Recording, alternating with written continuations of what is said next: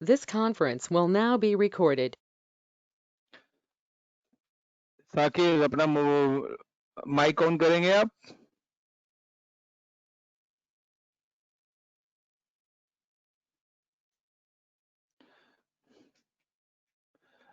Hello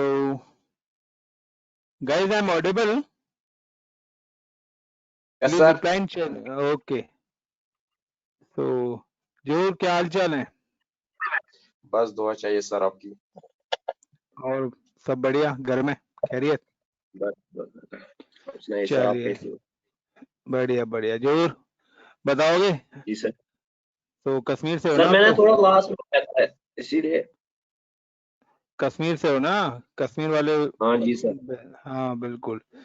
तो जोर बताओ, पहले लास्ट नहीं स्टार्टिंग से करेंगे आज हम। तो ओके सर। पूरा रिपीट हो जाएगा। So any idea what is cloud computing? No sir. चलो सो प्रियंका, वंशिका, कृपा, मुस्कान, कल्पना, आप में से कोई बताएगा? जो माइक ऑफ कर लो। आप में से कोई बताना चाहेगा क्लाउड के बारे में?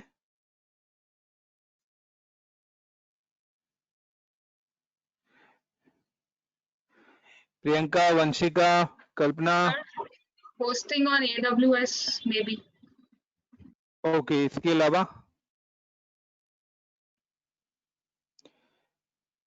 Clouds like AWS, like Google Cloud or Oracle Cloud maybe. Okay, तो वंशिका जी आप जो है ना अपना माइक ऑन रखना, ठीक है? बाकी सब लोग अपना माइक ऑफ रखेंगे। तो क्योंकि मेरे को एक कैंडिडेट चाहिए होता है जिससे मैं कोऑर्डिनेट कर सकूं। तो चलिए हम स्टार्ट करते हैं। तो आपने कहा था जैसे कि होस्टिंग, तो आप मेरे को थोड़ा बताएंगे होस्टिंग होती क्या है? What is hosting? होस्टिंग किस चीज को बोलते हैं? लाइक क्योंकि यहाँ पे और भी स्टूडेंट्स हैं तो शायद उनको नहीं पता होगा होस्टिंग क्या है। क्या पता तो वैसे मेरे को भी नहीं है, पर जितना I know I think it's अपने प्रोजेक्ट को लाइव करना, अपनी वेबसाइट को लाइव करना। या परफेक्टली गाइस, देखो होस्टिंग आप बोलते हैं उस चीज को कि लाइक आपने अपने लैपटॉप पे कोई एक वेबसाइट डिप्लॉय करी। सो ये लैपटॉप अभी जो भी आपने एक वेबसाइट बनाई है, ये website is currently running in your particular laptop. लेकिन जब आप इसको वर्ल्ड वाइड डिप्लॉय करना चाहते हो, like world wide there the n numbers of mobile है, एन नंबर्स ऑफ कंप्यूटर्स हैं, और आप चाहते हो कि आपकी जो वेबसाइट है वो हर जगह ओपन हो, तो आपको क्या करना पड़ता है? आपको इस वेबसाइट को पब्लिक नेटवर्क से कनेक्ट करना पड़ेगा। पब्लिक नेटवर्क मतलब इंटरनेट। तो आपको अपनी इस वेबसाइट को इंटरनेट से कनेक्ट करना पड़ेगा।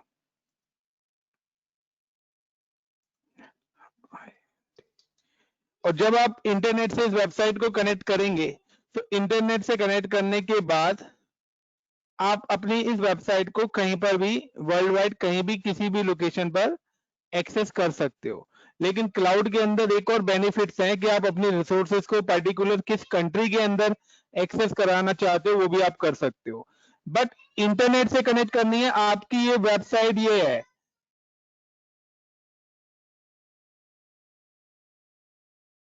फाइन, तो ये आपका खुद की वेबसाइट है। अब आता है कि अब वेबसाइट और आपको ये इंटरनेट पे डिप्लॉय करनी है, तो इन दोनों के बीच में बहुत सारे सर्विस प्रोवाइडर होते हैं जो हमें क्या करते हैं, हमारी वेबसाइट को पब्लिश करने में काफी ज्यादा हेल्प करते हैं। लाइक जिसमें से मैं एक नाम बोल देता हूँ, गोडैडी। गोडैडी हो गया आपका, मे बी स्पेलिंग मिस्टेक है। तो गाइस, तो गोडैडी है, तो आपने क्या करा, अपनी वेबसाइट बनाई, आपने गोडैडी से एक डोमेन खरीदा और गोडैडी से आपने स्पेस भी लिया। स्पेस लाइक कि आपने कहा था कि आपकी वेबसाइट का जो साइज है वो मैं कहता हूँ 500 MB है। तो आपने क्या करा, और आप चाहते हो कि 500 MB के बाद अगर आप एक डेटाबेस भी बनाना चाहते हो, लाइक आपको चाहिए कि आपका डेटा स्टोर हो सके, 500 MB आपने डेटाबेस ले लिया, तो आपने यहाँ पर क्या लिया, साइज ले लिया 1 GB का। तो 1 GB दैट मीन्स कि आपने 1 GB का साइज गोडैडी से बाय कर लिया, और अब वो क्या करेगा, अब आप अपनी इस वेबसाइट को अपलोड कर दोगे गोडैडी के कंसोल पर, और गोडैडी आपको इस वेबसाइट को पब्लिश करा देगा वाया इंटरनेट वर्ल्ड वाइड। तो जो होस्टिंग प्रोवाइडर है वो किससे आप ले रहे हो, गोडैडी से ले रहे हो। तो यहाँ पर आपको गोडैडी का जो भी ईयरली चार्जेस होंगे आपकी होस्टिंग के, वो आपको पे करने पड़ेंगे। बट आपको जरूरी नहीं है कि आप गोडैडी से होस्टिंग लो, आप अगर क्लाउड यूज कर रहे हो तो डायरेक्ट आप क्लाउड पर डिप्लॉय करेंगे और डायरेक्टली आपकी पब्लिश हो जाएगी। तो जब भी आप क्लाउड पे जाते हैं तो ये जो मीडिएटर लेयर है ये आपकी क्या हो जाएगी, रिमूव हो जाएगी। जो कि ये चीज मैं आज आपको प्रैक्टिकल ही इंप्लीमेंट भी करूंगा, ये मैं आपको प्रैक्टिकल ही दिखाऊंगा, डोंट वरी। ये आज आपकी मैं लैब भी आपको करा के दिखाऊंगा वर्कशॉप के अंदर। Guys got in my point? Hosting, Vanshika, Priyanka, guys clear the reply in chat box? Yes, sir. Are you? And August. What about other? जोर,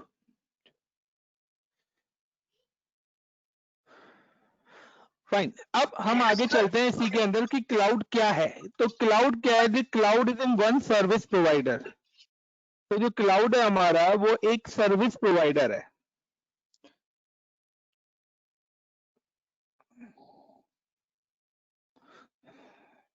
सर जब हम GoDaddy से अगर डोमेन खरीदते हैं तो वो भी क्लाउड पे ही होस्ट करते हैं या वो कुछ और होता है? देखिए आप डोमेन कहीं से भी लीजिए, बट आपको अगर वो होस्ट कराना है तो आप उसको चाहे गूगल क्लाउड हो, अजूर क्लाउड हो, किसी के साथ भी कनेक्ट है। अगर आपने कोई GoDaddy से डोमेन ले रखा है तो आप उसको कनेक्ट कर सकते हो इसके साथ, या आप डायरेक्ट क्लाउड से भी बाय कर सकते हो। आप GoDaddy से मत लीजिए, क्योंकि आपके एक्चुअली क्या है, जब भी आप डोमेन लेते हैं ना तो वहां पर आपको अपने नेम सर्वर्स अपडेट करने होते हैं।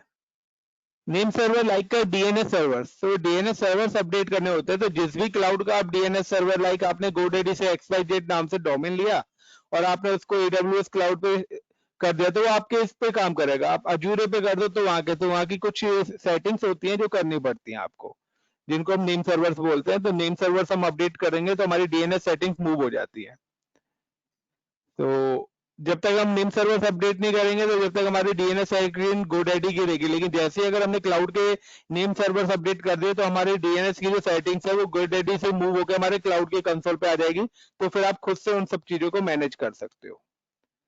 सो गाइस ये क्लाउड है। क्लाउड की अगर मैं बात करता हूँ तो मार्केट के अंदर AWS है, मार्केट के अंदर अजूरे क्लाउड है, मार्केट के अंदर GCP क्लाउड है, और मार्केट के अंदर आपका जो क्लाउड है अलीबाबा।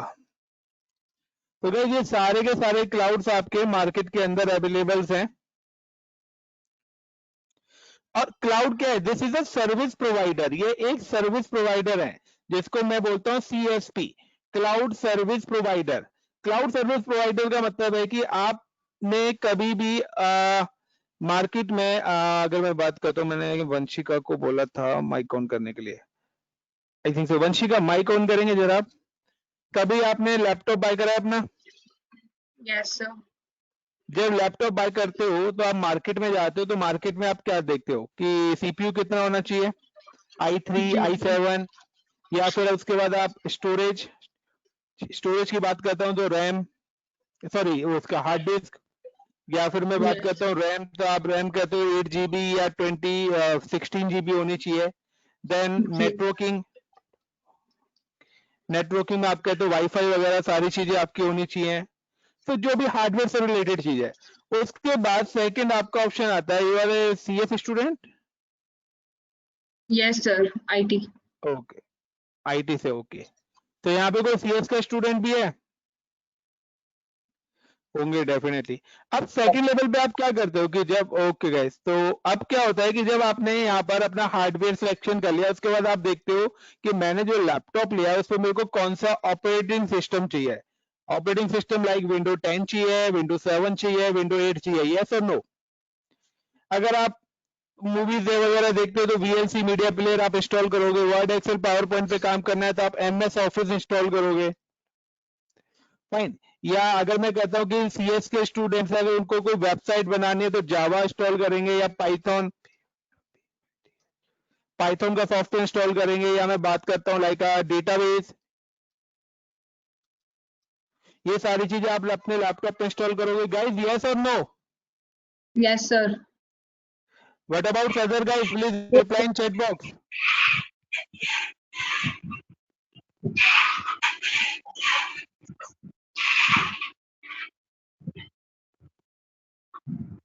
देन उसके बाद क्या होता है कि सपोज करो आपने इन सारी चीज का यूज करने के बाद ये अनु गया, जैन जी अपना माइक ऑफ कर लीजिए, आपके माइक से बहुत ज्यादा डिस्टरबेंस आ रही है। Fine, thank you. सो अब आपने क्या करा कि आपने जब लैपटॉप वगैरह ले लिया उसके बाद आपने क्या करा, अपनी एक वेबसाइट या अपनी एक एप्लीकेशन बनाई। सपोज करो रेड कलर की आपने एक एंड्रॉइड की एप्लीकेशन बनाई है जिसके अंदर डेटाबेस, पाइथन, जावा सारी चीज यूज करी। आई डोंट नो, मैं डेवलपर नहीं हूँ गाइस। तो आपने एक एप्लीकेशन बनाई, उसके बाद आप क्या करते हो, आप नेक्स्ट लेवल पे गए, लाइक प्ले स्टोर पे गए या आपने होस्टिंग साइट पे गए और वहां पर जाके आपने क्या करा, प्ले स्टोर पे जाके आपने अपनी ये जो एप्लीकेशंस है वो यहाँ पर deploy.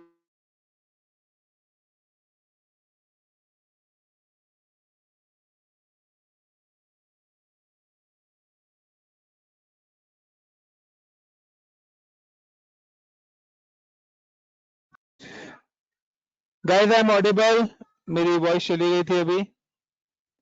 Vanshika, I am audible? Sir yes sir.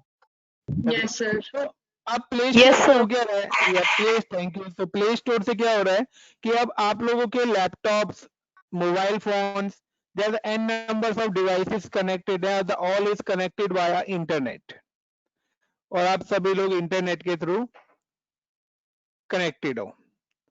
तो जब आप इंटरनेट के थ्रू कनेक्टेड हो तब हो क्या रहा है कि आपकी वेबसाइट यहाँ से, आप यहाँ से यहाँ भी एक्सेस हो रही है, यहाँ से यहाँ भी एक्सेस हो रही है, यहाँ से यहाँ भी एक्सेस हो रही है आपकी वेबसाइट, और यहाँ से यहाँ भी एक्सेस हो रही है।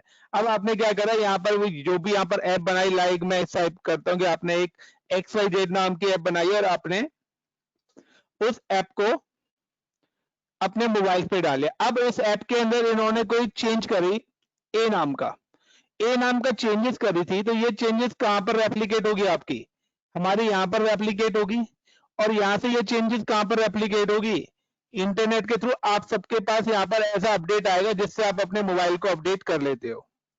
ये होता है ना गाइस।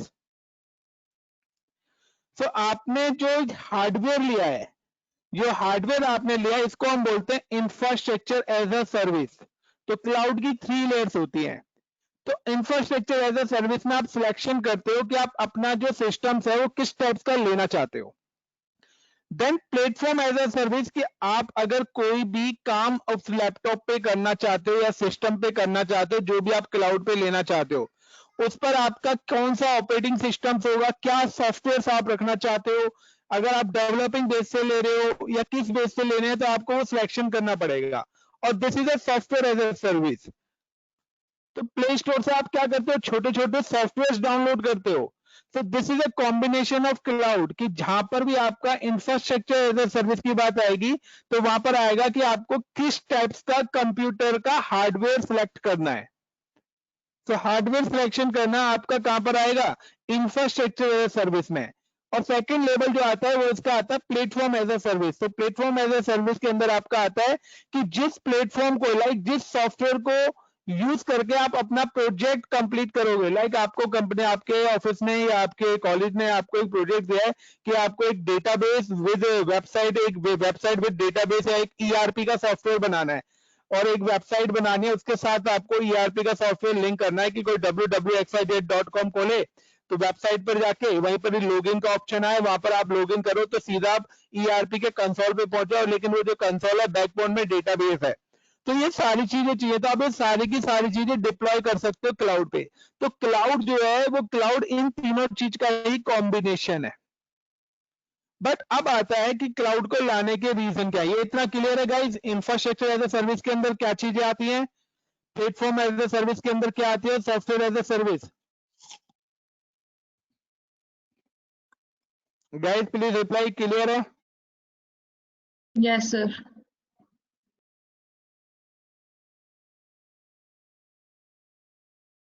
अब आता है कि सर क्लाउड पे जाने का रीजन क्या है, मेन कंसर्न क्या है क्लाउड पे जाने का रीजन।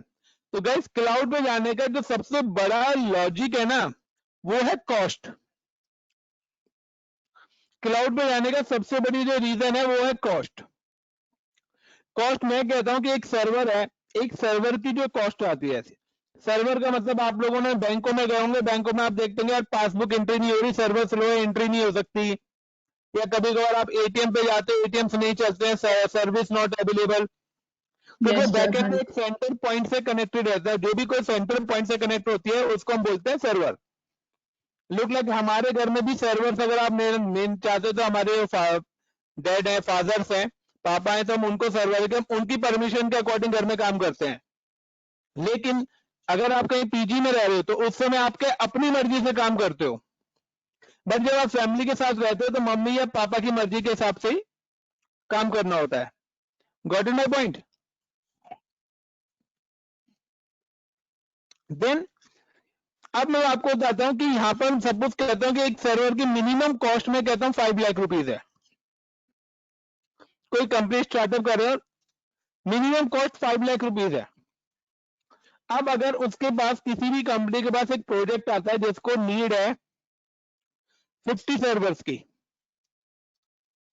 और मैं कहता हूं ये प्रोजेक्ट 1 मंथ का है, 1 मंथ के लिए है, बट जिसमें मिनिमम जो रिक्वायरमेंट है वो 50 सर्वर्स की है, तो क्या ऐसा प्रोजेक्ट कोई बाय करेगा?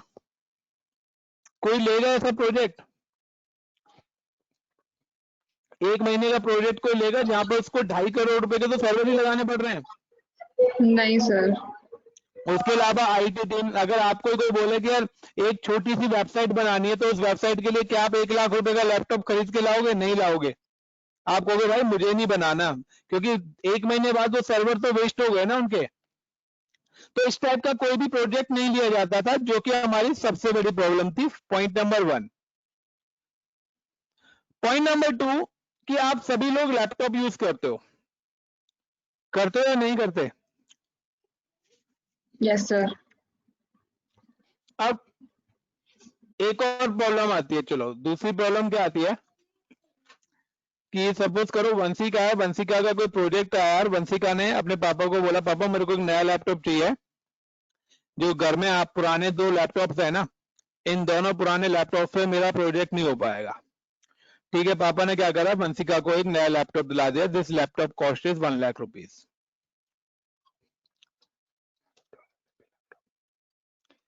और इस लैपटॉप की कॉन्फ़िगरेशन है, द सीपीयू इज i7।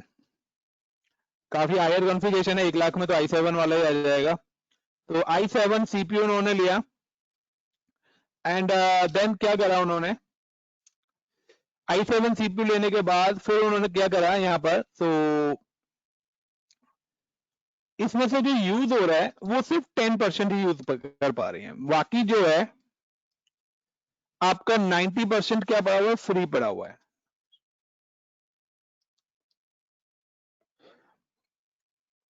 इतनी हायर कॉन्फ़िगरेशन की जरूरत नहीं थी, क्योंकि जब उन्हें 10 या 15% भी सीपीयू करना है तो i5 की जगह i3 भी ले सकते थे। दूसरा इन्होंने रैम इन्होंने ले ली अपने लैपटॉप में, इनके पापा दिला रहे हैं 16 जीबी रैम ले ली, बट उसमें से जो यूज हो रही है ओनली 3 जीबी। बाकी फ्री कितनी पड़ी हुई है, 13 जीबी। 16 जीबी रैम लिए, 3 जीबी का यूज है, तो ये चाहते तो एक 4 जीबी रैम वाला सिस्टम भी ले सकते थे। तो 4 जीबी वाला रैम या i3 सीपीयू लेते, या मैं बात करता हूं हार्ड डिस्क की। अब हार्ड डिस्क की भी मैं अगर बात करता हूं तो हार्ड डिस्क इन्होंने 1000 जीबी यानी कि 1 टीबी ले ली, जिसमें से जो ये यूज कर रहे हैं ओनली 200 जीबी में इन्होंने डेटा, सॉन्ग्स, वीडियो जो भी रखना है रख रखा है। बाकी स्पेस फ्री पड़ा हुआ है। ये चाहते तो कम हार्ड डिस्क भी ले सकते थे, और 100 जीबी 800 जीबी क्या इनके पास फ्री पड़ा हुआ है। तो कहीं ना कहीं ये जो न्यू लैपटॉप 1 लाख का आया था और इनकी जो रिसोर्सेज यूज हो रही हैं वो हार्डली हो रही है, कि जो कि 30,000 रुपीज के लैपटॉप में भी काम हो सकता था इनका। बट उस चीज के लिए इन्होंने कितना पे कर दिया, 30K में हो सकता था, जिसमें उन्होंने कितना पे कर दिया, 1 लाख। अब प्रॉब्लम आती है, और उसके बाद क्या करा इन्होंने कि आपके घर में एक मॉडेम लगा रहता है जिसको आप वाईफाई बोलते हो। ये सपोज करो ये आपका इंटरनेट मॉडेम है, और इंटरनेट तो सारी जगह चलता ही है। और आपने क्या करा, अपना ये वाला लैपटॉप और साथ में आपका जो पुराना लैपटॉप है वो वाले लैपटॉप्स आपने वाईफाई के साथ कनेक्ट कर रखे हैं।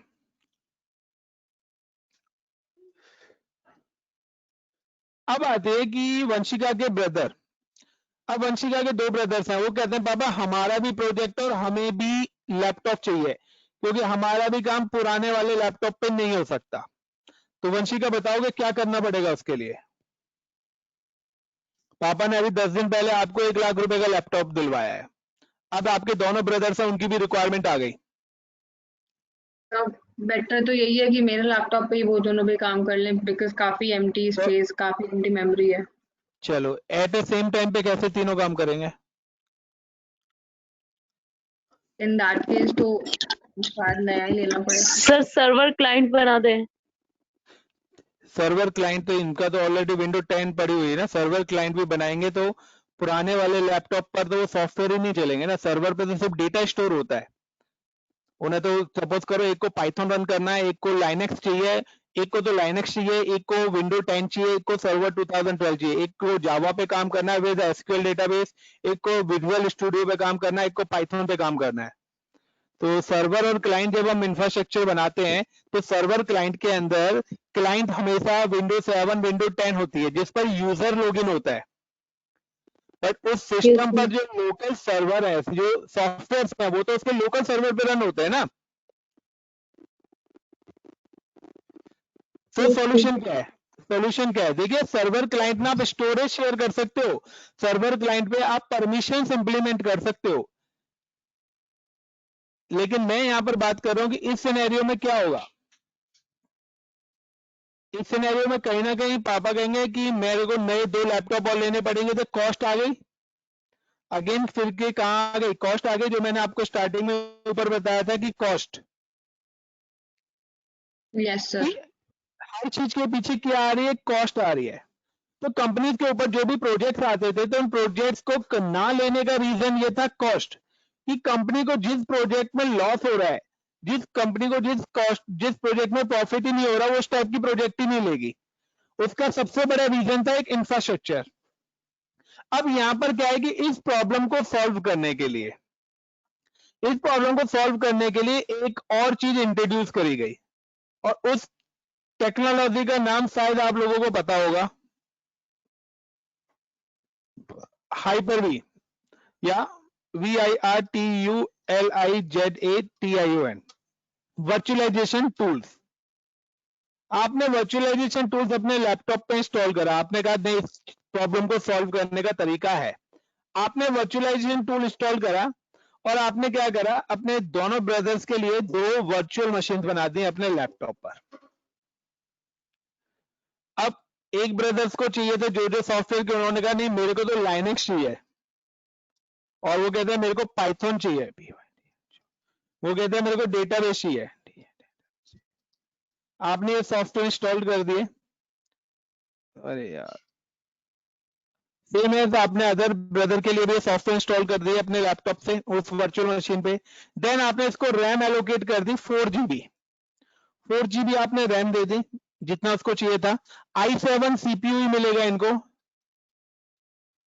और स्टोरेज आपने दे दी इसको 200 GB, सेम एज अदर। तो दोनों का आपने दे दी, यानी कि आपने 4 GB रैम यहां पर दे दी,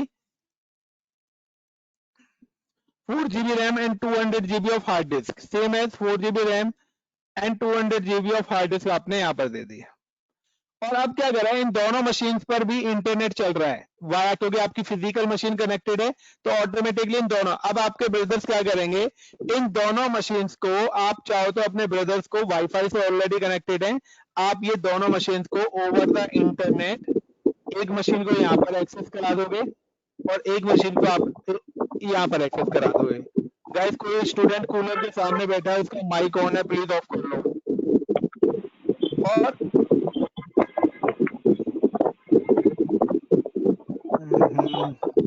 मुझे ऑफ करना पड़ेगा, किसका माइक ऑन है? प्रशांत।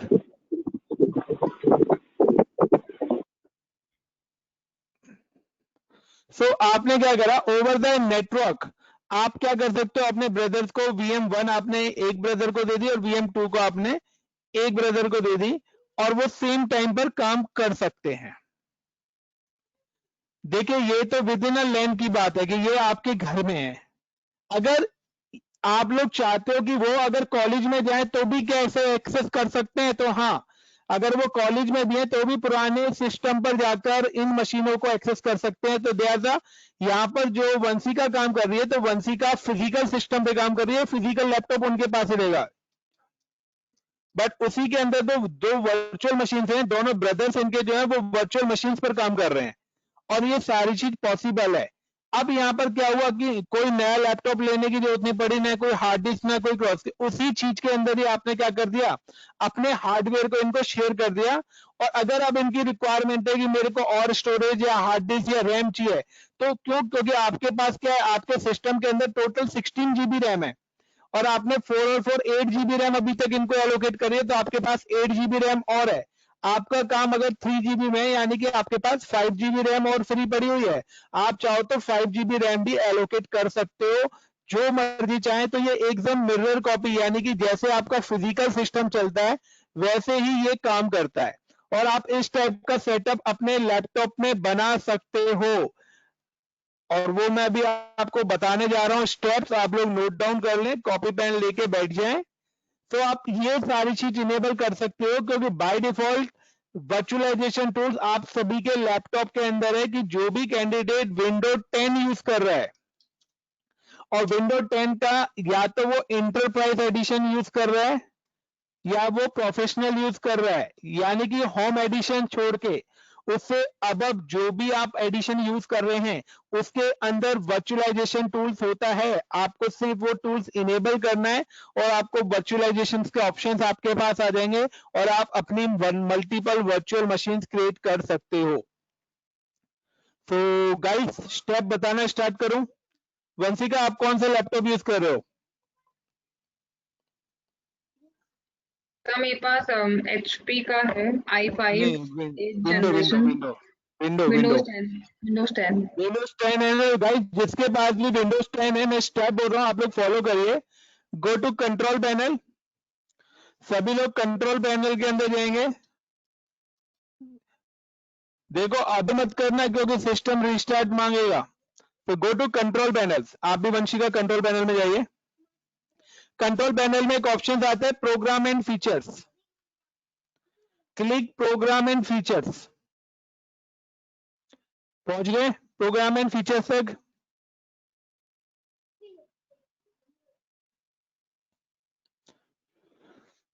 गाइस प्रोग्राम एंड फीचर्स तक पहुंच गए?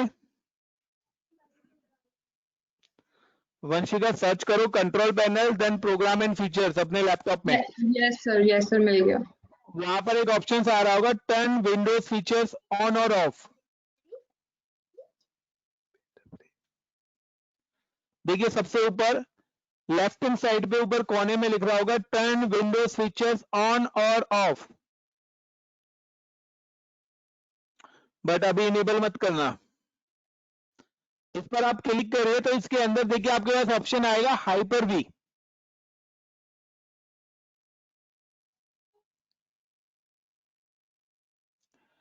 गाइस एनी अदर गाइस कर रहे हो प्रोसेस, नहीं कर रहे हैं? सर इस पे क्लिक नहीं किया, वैसे यहाँ तक तो पहुंच गए। तो उस पर टर्न ऑन विंडो फीचर्स पे क्लिक करो। देखिए मेरे में विंडो दूसरी है, मैंने एक्चुअली सर्वर डाला हुआ है, तो मेरे में जो ऑप्शंस है वो दूसरे तरीके से आएंगे, आपके वाले में दूसरे तरीके से आएंगे। एक छोटी सी विंडो खुलेगी और वहां पर आपका ऑप्शंस आएंगे हाइपर वी के।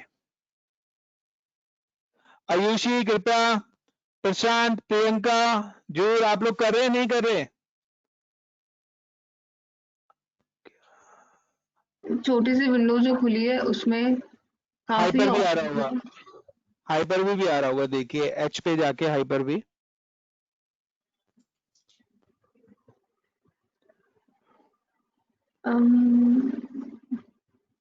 स्ट्रॉ करिए से अप एंड डाउन करो, स्ट्रॉ डाउन करिए। H नहीं है।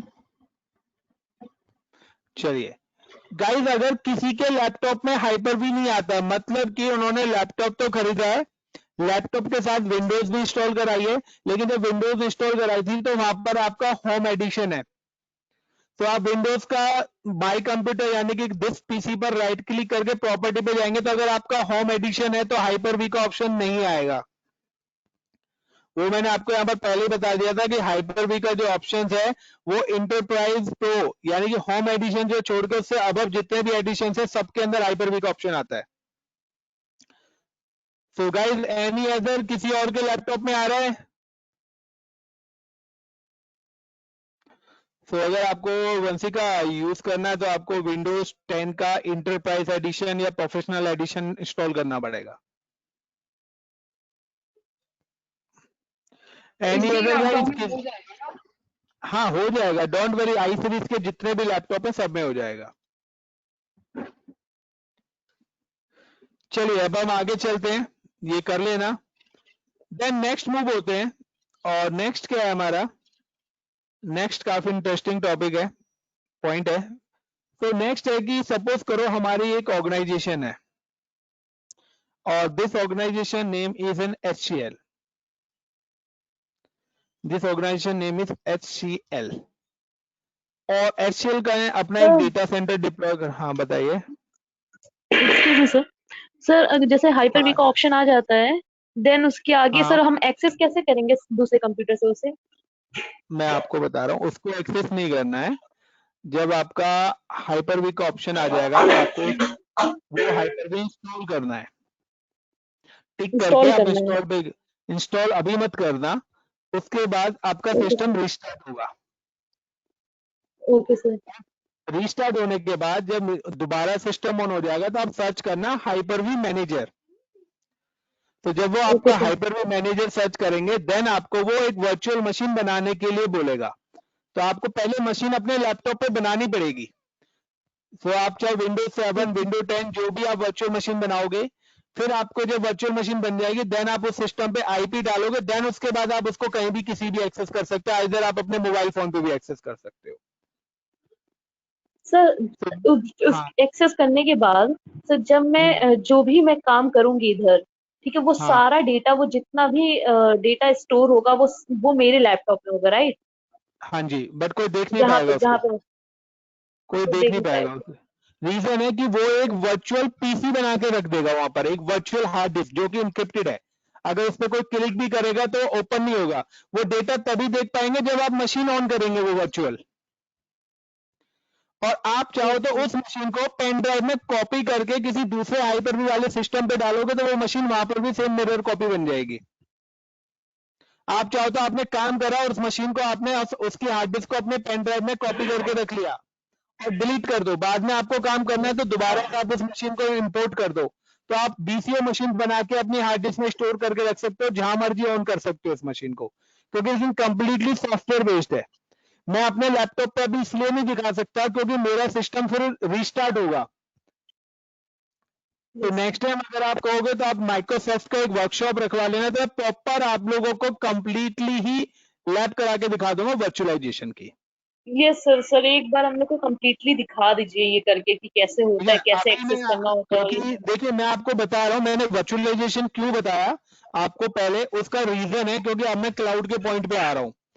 तो अभी आपको पता लग जी जाएगा सर। कि वर्चुअलाइजेशन टॉपिक मैंने क्यों बताया था, but it's not a part of cloud, this is a backbone of cloud.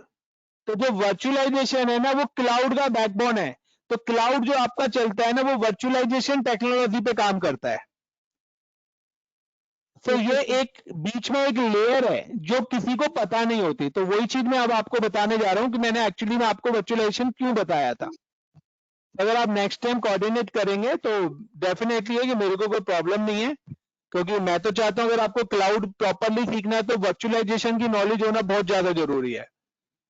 क्योंकि हमें यही नहीं पता कि आप जिस फ्लैट में रह रहे हो फ्लैट का मटेरियल क्या है, किस तरीके से वो घर बनाए, तो आपको भी पता होना चाहिए ना कि अगर कोई चीज डिप्लॉय करी गई है अगर क्लाउड, तो आप चाहो तो अपना क्लाउड, तो एक ये वर्चुअलाइजेशन टूल से आप अपना एक छोटा सा घर पे अपना क्लाउड बना सकते हो।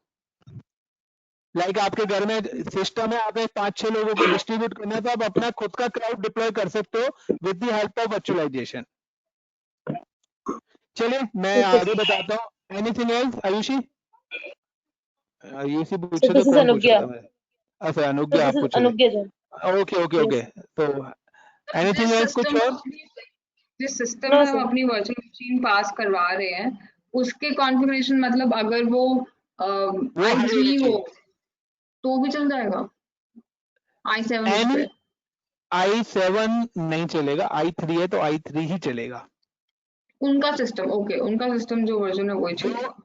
बिल्कुल, आपके जो सिस्टम है वही सारे सिस्टम, आपने 10 मशीन वर्चुअल मशीन बनाई है 1 GB रैम देके भी, तो 10 की 10 मशीन आपकी लेंगी वो रिसोर्सेज आपके सिस्टम की, बट जो हाँ आपकी सर, फ्री रिसोर्सेज है ना वो यूज करेंगे, बट बनेगा आपके सिस्टम की मिरर कॉपी। बट आपके पास ऑप्शन, आप जो मर्जी ऑपरेटिंग सिस्टम डाल सकते हो, like at the same time पे आप चाहो तो 4 मशीन रन कर सकते हो। कैसे, मैं अभी आपको प्रैक्टिकली, बट मैं वर्चुअलाइजेशन तो नहीं, बट मैं आपको क्लाउड पे अभी आपको वो लैब करा के दिखाऊंगा, डोंट वरी, क्लाउड पे बताऊंगा, और आप लोग अपने मोबाइल अपने लैपटॉप पर ही घर पर ही एक्सेस करना, मैं बना के आप लोगों को दे दूंगा वर्चुअल मशीन, इसी तरीके से ही वो आपके घर के सिस्टम पे भी काम करेगी। लेकिन क्लाउड पे करने के क्या बेनिफिट है, आप लोगों, मैं मशीन बनाऊंगा, आप लोग अपने लैपटॉप पे काम करना, वो मशीन का एक्सेस मैं आप लोगों को दूंगा, डोंट वरी। ये चीज आप समझ लो थोड़ा सा, जो मैं बताने जा रहा हूं, क्योंकि ये आपका है, आपके कोई कंपनी है लाइक एचसीएल, और एचसीएल ने अपना एक डेटा सेंटर बना रखा है, फॉर एग्जांपल क्लाउड के अंदर मोर देन 10 प्रोजेक्ट्स में कराता हूँ, स्मॉल से लेके और लाइक आपका 200-300 पेजेस तक का, तो आपके ऊपर आप किस टाइप्स के प्रोजेक्ट्स डिप्लॉय करना चाहते हो। सो एचसीएल है जिसका अपना एक डेटा सेंटर बना रखा है, और ये डेटा सेंटर नोएडा में डिप्लॉय कर रखा है। अब कंपनी के पास कोई प्रोजेक्ट आता है, सो अनुज्ञा आप कहां से हो? लखनऊ। और वंशिका आप लखनऊ कहां से सर। हो? सर और दिल्ली, वंशिका आप, ओके, दिल्ली में कहां से? सर पीतमपुरा। चलो, मैं भी दिल्ली से ही हूँ इसलिए पूछ रहा था। तो लखनऊ हो गया, दिल्ली हो गया, और मैं एक और बात करता हूँ लाइक मुंबई। तो there are 3 projects, company HCL company के पास 3 प्रोजेक्ट्स आए, जहां पर एक को नीड है, अनुज्ञा प्लीज अपने अपने ये हेडफोन्स ऑफ कर लें, जब मैं बोलूंगा तब आप ऑन कर लेना, क्योंकि मेरे एंड पे इको साउंड आता है। सो अब क्या है कि यहाँ पर इनको कोई प्रोजेक्ट आया 20 सर्वर्स, मुंबई के अंदर कोई प्रोजेक्ट आया दैट 30 सर्वर्स, और लाइक दिल्ली के अंदर कोई प्रोजेक्ट आया जहां पर नीड है अगेन 25 सर्वर्स। तो इस सिनेरियो में वंशिका कंपनी क्या करेगी, वो नया डेटा सेंटर बनाएगी तीनों जगह, या एग्जिस्टिंग डेटा सेंटर का यूज करेगी? Data centre means group of computer, group of servers. Existing का यूज कर लेंगे सर। क्योंकि नए को बनाने में प्रॉब्लम्स क्या है कि वहां पर आईटी टीम चाहिए, कि उन्हें 24/7 आईटी टीम चाहिए, कूलिंग चाहिए, सॉफ्टवेयर की कॉस्ट चाहिए, सर्वर्स के अलावा नेटवर्किंग चाहिए, फायरवॉल्स चाहिए, सिक्योरिटी डिवाइसेस चाहिए, सारी चीज की रिक्वायरमेंट होगी। तो कहीं ना कहीं अगर कंपनी यहाँ पर अगर सर्वर अपने एग्जिस्टिंग डेटा सेंटर्स के अंदर से अगर सर्वर लगाती है, तो यहाँ पर सिर्फ सर्वर की कॉस्ट आएगी, बिकॉज ऑलरेडी पूरा सेटअप बना हुआ है। बट अगर कंपनी नया डेटा सेंटर्स बनाती है, तो यहां पर क्या है, उन सारे सर्वर्स की कॉस्ट आएगी, इसके अलावा आईटी टीम की कॉस्ट भी आएगी, फायरवॉल की कॉस्ट आएगी। तो कंपनी इस सिनेरियो को नहीं करते, इसलिए हर जगह डेटा सेंटर्स नहीं होते हैं कंपनीज के जो डेटा सेंटर्स हैं वो लिमिटेड जगह ही रहते हैं। अब सेकंड प्रॉब्लम की, सपोज करो एचसीएल का जो डेटा सेंटर्स है यहां पर 200 सर्वर्स हैं, या मैं कहता हूं लाइक का 200 सर्वर ही ले लेते हैं, 200 सर्वर्स फिजिकल सर्वर्स लगे हुए हैं। But again the same problem, की प्रॉब्लम क्या आ रही है कि द ईच सर्वर यूज, और यहाँ जो सर्वर्स है अराउंड 20 लाख 30 लाख का एक सर्वर लगा हुआ है। तो मैं कहता हूं यहाँ पर भी सेम है कि जो सर्वर का यूज हो रहा है वो 20% यूज हो रहा है, और फ्री पड़ा हुआ है 80%। तो द यूज इन 20% और फ्री पड़ा हुआ है 80%। अब कंपनी के बाद फिर से नया प्रोजेक्ट आता है, लाइक मैं बात करता हूं बैंगलोर में एक प्रोजेक्ट आता है जहां पर उसको 50 सर्वर्स चाहिए। तो कंपनी क्या करेगी, 50 सर्वर्स लगाएगी? यस और नो? Anyone please reply. कि कंपनी क्या करेगी, अगर एक और प्रोजेक्ट आता है तो एग्जिस्टिंग सर्वर के अंदर 50 सर्वर्स और लगाएगी? यस और नो? Yes sir. या प्रशांत ने बोला यस सर। तो सिंपल सा है प्रशांत, अब सिंपल सा है अपना प्रशांत माइक ऑफ करिए, आपका बहुत वो हॉर्न बजने का ऑफ आ रहा है। तो अब यहाँ पर आ रहा है कि बट प्रॉब्लम तो सेम है ना, जब मेरे पास 200 सर्वर्स हैं और उन 200 सर्वर्स का 20% यूज होना था, बाई मिस्टेक 205 हो गया, तो 20% यूज होना है, तो 20% यूज हो रहा है बट 80% फ्री है, उसके बावजूद भी तो क्या ऐसा कोई सोल्यूशन है कि जो मेरा 80% है वही यूज हो जाए, मेरे को अदर सर्वर्स ना लेने पड़े? तो यह डेफिनेटली आपकी जो टेक्नोलॉजी इंट्रोड्यूस करी गई थी गाइस क्लाउड से पहले, तो पहले यही प्रॉब्लम थी कि कोई भी प्रोजेक्ट आता था कंपनी को नया सर्वर लगाना पड़ता था, लेकिन जो उसके फ्री रिसोर्सेज पड़े होते हैं कंपनी उनको यूज नहीं कर पाती थी। अब कंपनी ने सोचा कि मुझे वो चीजें भी यूज करनी है जो मेरा एग्जिस्टिंग फ्री रिसोर्सेज है, सो आपकी एक टेक्नोलॉजी इंट्रोड्यूस करी गई थी जिसको मैंने अभी थोड़ी देर पहले बताया था, वर्चुअलाइजेशन।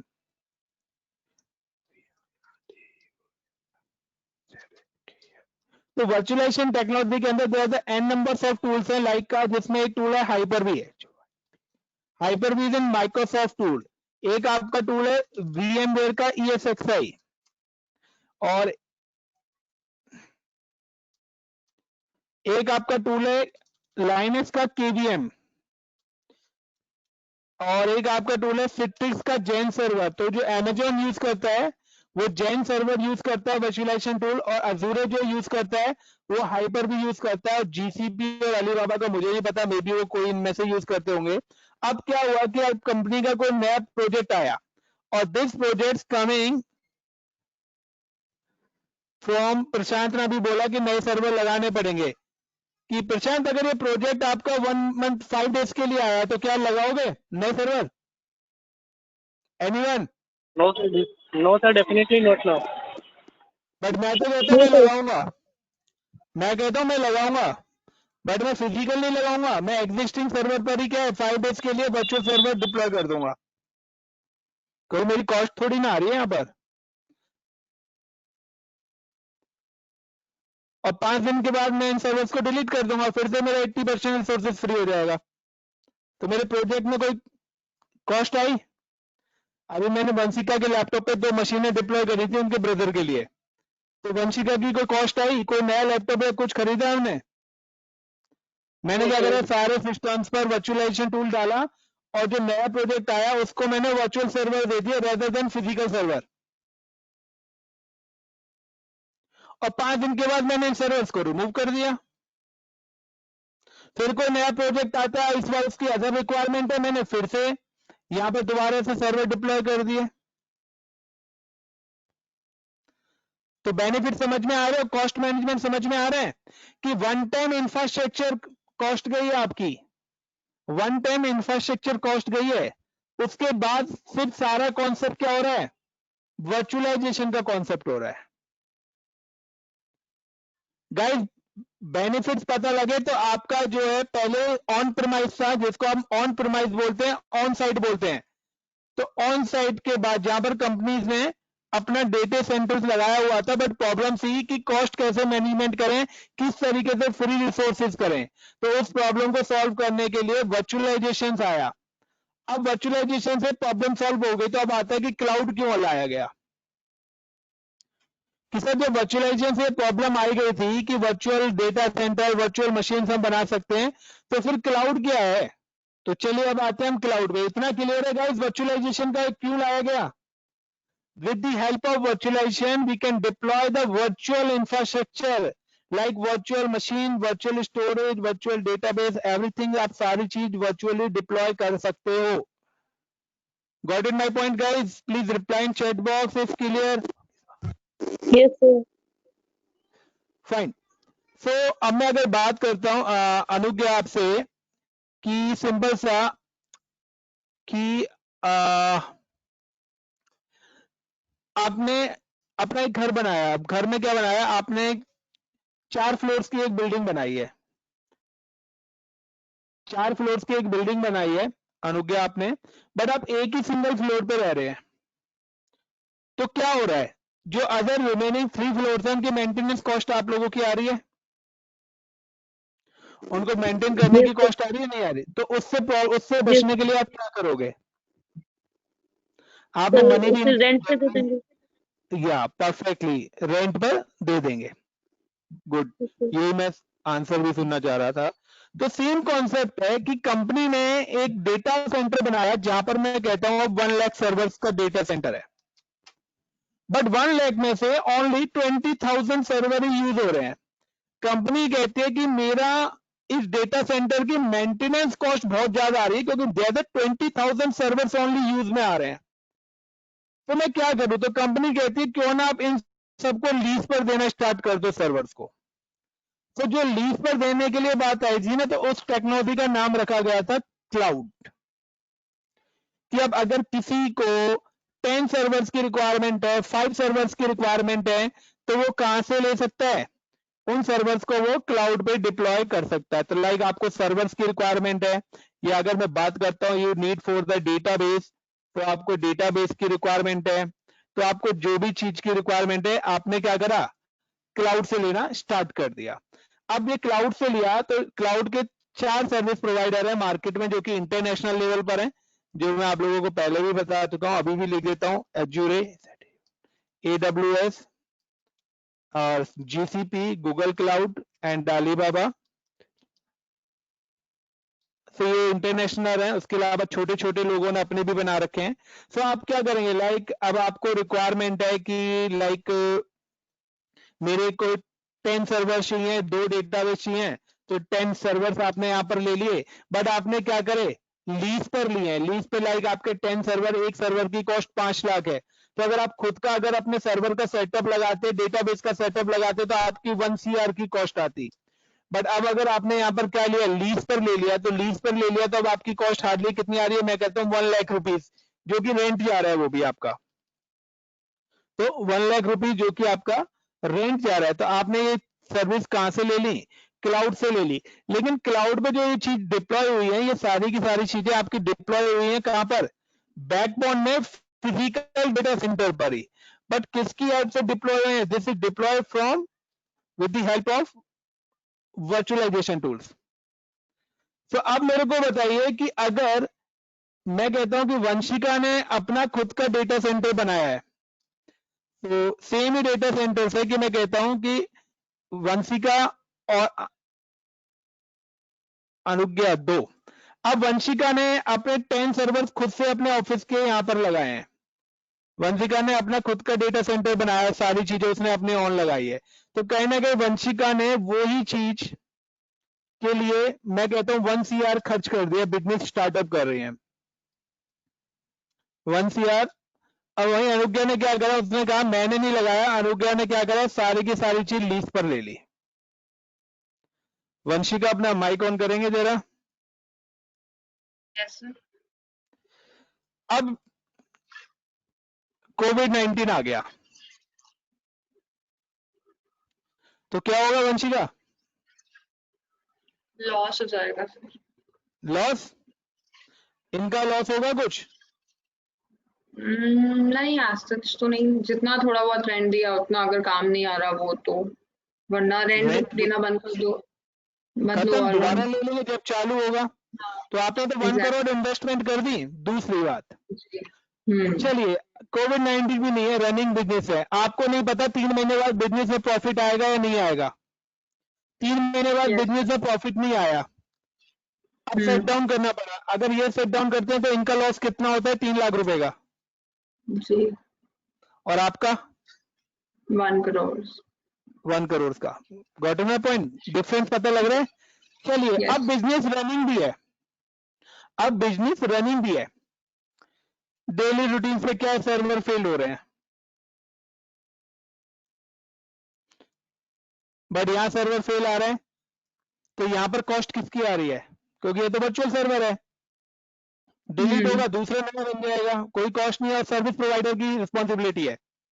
यहां अगर सर्वर फेल होते हैं तो किसकी रिस्पॉन्सिबिलिटी, किसकी कॉस्ट आएगी? हमारी। गाइस डिफरेंस पता लग गया कि ऑन प्रीमाइस और क्लाउड में क्या डिफरेंस आ रहे हैं? If clear press 1 in chat box. Yes, sir. और अगर किसी का कोई क्वेश्चन है तो वो मेरे से प्लीज पूछ सकता है। सर मुझे एक बात पूछनी है, जैसे जो हम सर्वर में, जैसे आप कह रहे हो इन्वेस्ट किया मैंने 1 करोड़, ये सर्वर एग्जैक्टली डेटाबेस है या फिर ये क्या चीज है? ये ये क्लाउड का सर्वर डेटाबेस आपका है? नहीं, एक्चुअली क्या है, सर्वर कुछ नहीं है, नथिंग। ये सर्वर्स इनको इसलिए बोला जाता है कि आप जो सिस्टम्स लेते हो ना वो डेस्कटॉप वाले हैं, यानी कि उस पर ज्यादा लोड नहीं आ सकता। जी जी। बट ये सर्वर्स हैं कि आपके इधर नंबर ऑफ रिक्वेस्ट जो आएंगी अच्छा। 24/7 ऑन रहेंगे, ओके ओके। तो उस जी जी। हिसाब से इनके चार्जेस भी होते हैं, यानी कि इनका जो हार्डवेयर होता है ना वो काफी ज्यादा हाई परफॉर्मेंस होता है।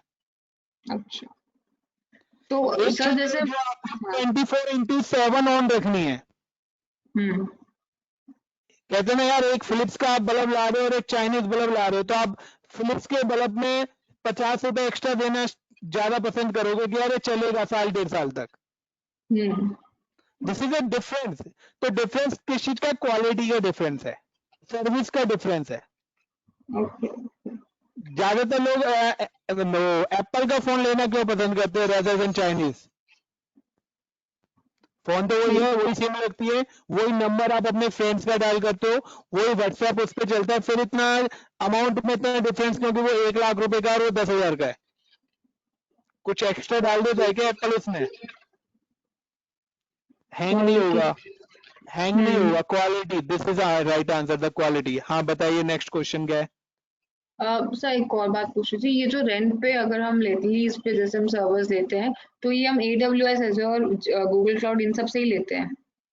हाँ जी, यही सर्विस प्रोवाइडर हैं क्लाउड के। और इन्होंने अपने खुद के सर्वर बना रखे हैं या फिर जैसे आपके एग्जांपल में ये HCL के सर्वर से कनेक्टेड है, तो ये कंपनी इन्होंने अपने खुद के डेटा सेंटर्स बनाए हुए हैं। अभी हम आगे जाते हैं, अब मैं लैब पर ही आ रहा हूँ, अब मैं आगे आ जाता हूँ। तो मैं तो अमेजोन अगर की हमें हाँ, खरीदना है तो भी हम इनसे लेंगे, और अगर जिसने रेंट पे ले रखा है वो उन्होंने भी इनसे ले देखो रखा अगर आपको बाय करना है, अपना सर्वर खरीदना है फिजिकली, तो आप नेहरू प्लेस से जाके खरीद सकते हो, है? क्योंकि ओ ये लोग अच्छा। सिर्फ आपको वर्चुअल सर्वर देंगे, फिजिकल ओके सर्वर्स आपको नहीं पता कहाँ पर है। This is a cloud security. Okay okay. तो क्लाउड सिक्योरिटी की गाइस मैं अगर बात करता हूं, तो मैं आपको अमेजोन की अगर मैं बात करता हूं, AWS की, so the हम्म। AWS की, they are the 24 रीजन्स हैं। रीजन्स का मतलब है लोकेशन। तो वर्ल्ड वाइड 24 लोकेशंस पर AWS ने अपने सेटअप डिप्लॉय करा हुआ है, और 24 लोकेशन के अंदर देयर द 74 एबिलिटी जोन्स हैं। एबिलिटी जोन्स का मतलब है कि 74 लोकेशन पे उसने अपने डेटा सेंटर्स बनाए हुए हैं। तो एबिलिटी जोन का मतलब है कि देयर द 24 कंट्रीज, और 24 कंट्रीज में how many data centres? 74 data centres, and each data centres more than 5 lakh servers. और ये डेटा सेंटर्स आपका मैं बात करता हूं London, Paris, Europe, Singapore, Australia, Canada, जी ठीक है ना। सर। इंडिया के अंदर भी 3 है हमारे, मुंबई के अंदर। तो जब भी आप क्लाउड पे कोई भी चीज डिप्लॉय करेंगे तो सबसे पहले आपको अपना रीजन सिलेक्ट करना पड़ेगा कि आप किस कंट्री के अंदर अपना सर्वर डिप्लॉय करना चाहते हो। आप मुंबई में डिप्लॉय करना चाहते हो, या आप यूएस में डिप्लॉय करना चाहते हो, कि आप सिंगापुर में डिप्लॉय करना चाहते हो, तो ये सर्वर्स, ये वर्चुअल मशीन पर्टिकुलर आपकी उसी लोकेशन पे जाके बनेगी। सो ये भी मैं आपको ठीक। प्रैक्टिकली दिखाऊंगा। तो देयर द एन नंबर से, इसी तरीके से अमेजोन ने भी बना रखे हैं। अमेजोन मतलब AWS ही हो गया।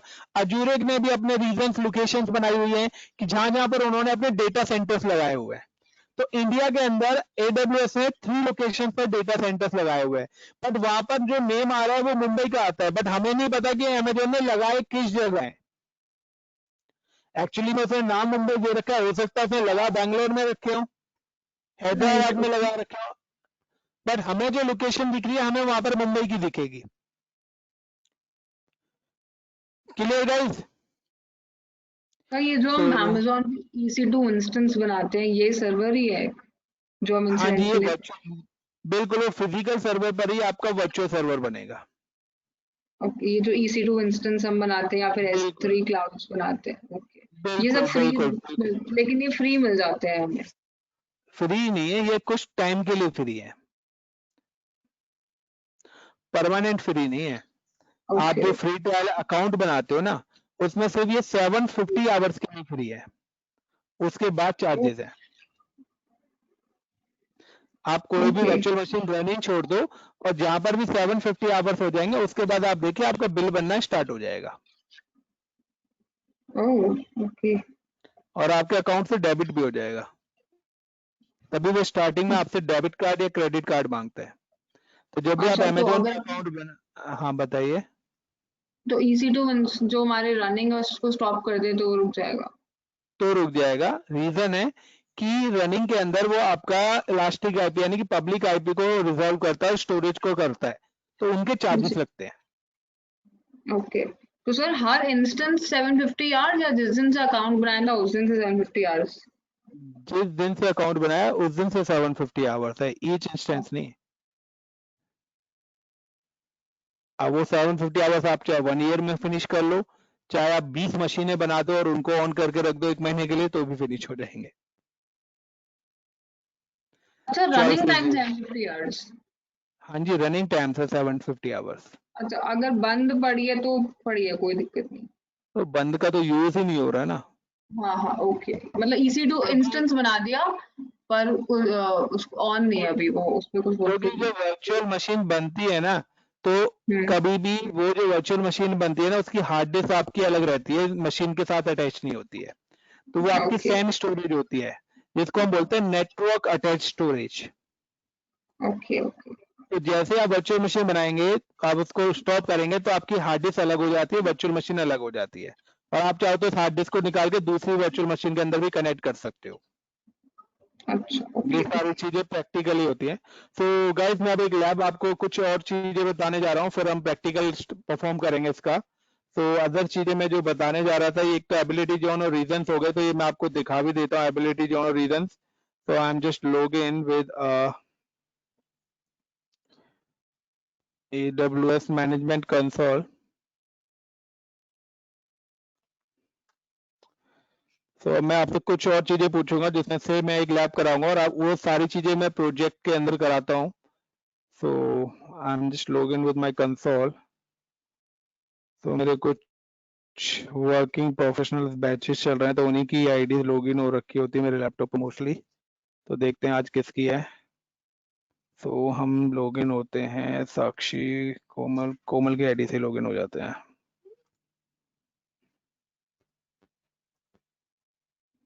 तो ये अकाउंट्स हैं, तो स्टूडेंट्स के आईडीज हैं मेरे पास। तो गाइस देखिए, यहाँ पर देखिए मुंबई रीजन आ रहा है, मैं यहाँ पर क्लिक करता हूँ तो यू कैन देखिए US, north Virginia, Ohio, California, Oregon, Hong Kong, Mumbai, Seoul, Singapore, Sydney, Tokyo, Ireland, London, Milan, Paris. They are the regions. For each region, there are the multiple ability zones. Like if I am select the Mumbai, तो मैंने अगर यहाँ पे Mumbai select कर रखा है और मुंबई में जाके अगर मैं देखता हूँ EC2 पे, तो you can see there are 3 centers is available in Mumbai. The each data centers 3 ability zones रहेंगे, तो this is 3 ability zones. AP South 1A, B and C.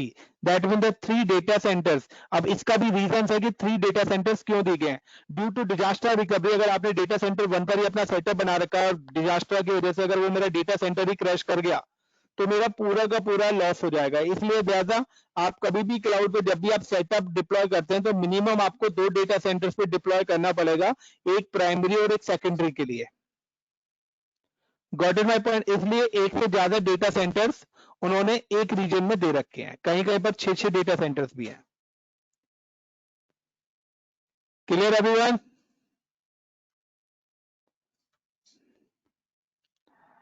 Hello guys, I am yes Yes, Audible? sir. Yes, sir. यार please reply दे दिया करो जल्दी यार, मैं तो लगता है बोर तो नहीं हो रहे यार? No, sir. बिल्कुल भी नहीं. चलो अब आगे चलते हैं, आगे और इंटरेस्टिंग चीजें हैं, अब आपको ज्यादा मजा आएगा। अभी तक तो मैं हल्का फुल्का फनी बता रहा था, ज्यादा डीपली आप लोगों को लेके नहीं गया मैं क्लाउड में। So myself Rakesh Gautam, they are the 14 years of experience and last 6 years से मैं cloud पर हूँ जिसमें AWS, Azure and DevOps पर हूँ. तो नेक्स्ट टाइम आप लोग DevOps भी वर्कशॉप चाहेंगे तो DevOps भी हम आपको बताएंगे जिसमें Git वगैरह सारी चीज पॉपुलर है, नाम सुना होगा DevOps का आप लोगों ने. चलिए गाइस, अब मैं आपसे कुछ इंटरेस्टिंग चीजें पूछूंगा तो आपको पता लग जाएगा कि क्लाउड के बेनिफिट्स और भी क्या है. हमारे एक वेबसाइट है, द वेबसाइट नेम इज, शायद आप सभी को ज्यादा पता होगा, आप लोगों मेरे से ज्यादा शॉपिंग करते हैं तो बताओगे वेबसाइट का नाम क्या है जिससे आप लोग ज्यादा शॉपिंग करते हैं? Sir Amazon, Flipkart. फ्लिपकार्ट, सब लोगों ने अपनी अपनी बताई है, मैं नहीं कह रहा, अमेजोन भी ले सकते हैं. flipkart.com नाम सुना है? सपोज करो यहाँ पर सर्वर बनाया आप लोगों ने, एक ई लर्निंग वेबसाइट बनाई है, यहाँ पर एक सर्वर लगाया, उस सर्वर की कैपेसिटी है कि वो 50,000 रिक्वेस्ट को एक्सेप्ट कर सकता है. यानी कि ये जो एक सर्वर है कितनी रिक्वेस्ट को ले सकता है? 50,000 रिक्वेस्ट को एक्सेप्ट कर सकता है. अब होता क्या है, ये सर्वर कनेक्टेड है हमारे किसके थ्रू? इंटरनेट के through. This server connected with internet and there the n numbers of users यहाँ पर अवेलेबल हैं. और आप सभी यूजर्स की जो रिक्वेस्ट है वो मेरे कहां पर जाती है? इंटरनेट पे जाती है. और आप सभी लोग सर्च करते हैं www.flipkart.com और यहाँ से रिप्लाई आता है और आपको जो भी चीज करना है आप यहाँ पे अपना सर्च कर लेते हैं और ऑर्डर कर देते हैं. क्लियर? इतना क्लियर है गाइस? मेरा पॉइंट समझ रहे हो ना? Yes sir, yes sir. चलिए, अब रिक्वेस्ट आ जाती है 2 लाख, तो क्या होगा? सर हैंग हो जाएगी, ट्रैफिक आ जाएगा, सर्वर डाउन हो जाएगा. सिस्टम क्या हो जाएगा? क्रैश कर जाएगा. Yes sir. अब प्रॉब्लम क्या से सॉल्व करी जाए?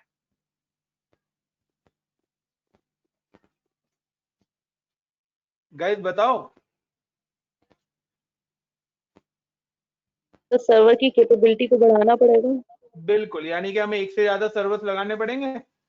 चलिए, मैं अब यहाँ पर 1 2 3 4 5 6 सपोज करो मैंने 6 सर्वर लगा दिए फॉर एग्जांपल. अब इनको हम कनेक्ट कर देते हैं लोड बैलेंसर से, क्योंकि भाई रिक्वेस्ट है, सब पे मिरर कॉपी होनी चाहिए वेबसाइट, तो उसके लिए हम लोड बैलेंसर लगाते हैं. अब हमने ये लोड बैलेंसर से कनेक्ट कर दिए सारे सर्वर. अब इस ग्रुप का साइज कितना हो गया? ईच 5,000 है, 50,000 है. 6 सर्वर लगाए, यानी कि ये ग्रुप कितने रह सकता है? 3 लाख रिक्वेस्ट को एक्सेप्ट कर सकता है. Got it my point? यानी कि अब अगर आपकी रिक्वेस्ट आती है 2 लाख, देयर 2 लाख रिक्वेस्ट अगर आपकी सर्वर पे आती हैं, तो क्या होगा? लोड बैलेंसर कुछ रिक्वेस्ट को इस सर्वर पे, कुछ इस सर्वर पे, कुछ इस सर्वर पे, सब पर इक्वली भेज देगा और ऑटोमेटिकली डिस्ट्रीब्यूट कर देगा और आपको वो सारी चीजें एक्सेस हो जाएंगी. तो गाइस, क्लाउड में ऊपर वाली लैब भी होती है, नीचे वाली भी होती है. बट अब कुछ सिचुएशन चेंज होगी कि एक सर्वर की कॉस्ट आप क्लाउड में, एक सर्वर का रेंट दे रहे हो, सपोज करो 50,000, 50 के रेंट पे कर रहे हो आप एक सर्वर का. अब आपने कितने सर्वर लगा दिए? 6. सो अब आपका रेंट कितना हो गया? 3 लाख. 3 लाख. चलिए, अभी ये किसने बोला था कि सर्वर हम इंक्रीज कर देंगे? प्लीज अपना नाम बताएंगे. अनुज्ञा ने बोला था. सर अनुज्ञा जैन. चलिए, सो अनुज्ञा, मेरा एक और क्वेश्चन है. कार, स्कूटी, बाइक चलाइए कभी? यस सर, स्कूटी चलाइए, तो कभी स्पीड स्टेबल रहती है या कभी 60, 50, 40, 30, 10 ऐसे चलती है? ऐसे ही चलती है ना, स्पीड तो स्टेबल नहीं रहती ना. Yes sir. तो आप सपोज करो कि आपका फर्स्ट 1 घंटे में 50,000 लोगों ने वेबसाइट एक्सेस करी, देन आफ्टर 1 आवर के बाद 2 लाख लोगों ने एक्सेस करी, देन 5 लाख लोगों ने एक्सेस करी, देन 20 लाख लोगों ने एक्सेस करी, देन 50 लाख लोगों ने एक्सेस करी. और देन अगेन फिर से 4 घंटे के बाद 10,000 लोगों ने एक्सेस करी। अब इस टाइप से फ्लक्चुएट हो रहा है, पॉसिबल है? फ्लिपकार्ट की वेबसाइट sir. है, गूगल है, उस सिनेरियो में कैसे करोगे सर्वर? अब आप कहोगे सर 50 लाख यानी कि आपको 250 सर्वर लगाने पड़ेंगे, और एक सर्वर की 50 है तो यानी कि आप 20 लाख रुपए मंथली का रेंट पे करोगे क्लाउड को? No. फिर अब ये जो लोड आ रहा है 1 घंटे के लिए आता है महीने में, वहां की नॉर्मल 50 to 10K के बीच में रहता है। बिग बिलियन डे चला है 5 डेज का, Yes, sir. आपको नहीं पता, हो सकता है 50 लाख की जगह 2 CR भी हो सकता है। उस सिनेरियो में क्या होगा? उस सिनेरियो में तो पहले वाला सेटअप तो हमारा फेल हो ही गया था, और इस सिनेरियो में जो मैंने आपको बताया है, इस सिनेरियो में तो क्या है, ये तो ग्रुप 3 लाख का है, तो ये भी सिनेरियो में फेल हो चुका है। ये दोनों प्रैक्टिकली मैं कराता हूँ, डोंट वरी, इन पर प्रोजेक्ट बनवाता हूं मैं। अब क्या सॉल्यूशन है? Vanshika, got in my point? Prashant, Kripa, Priyanka, Zahoor, guys got in my point? मैं जो बताना चाह रहा हूं आप लोग समझ रहे हो मेरा पॉइंट? Yes sir, yes. तो क्या कोई सॉल्यूशन है?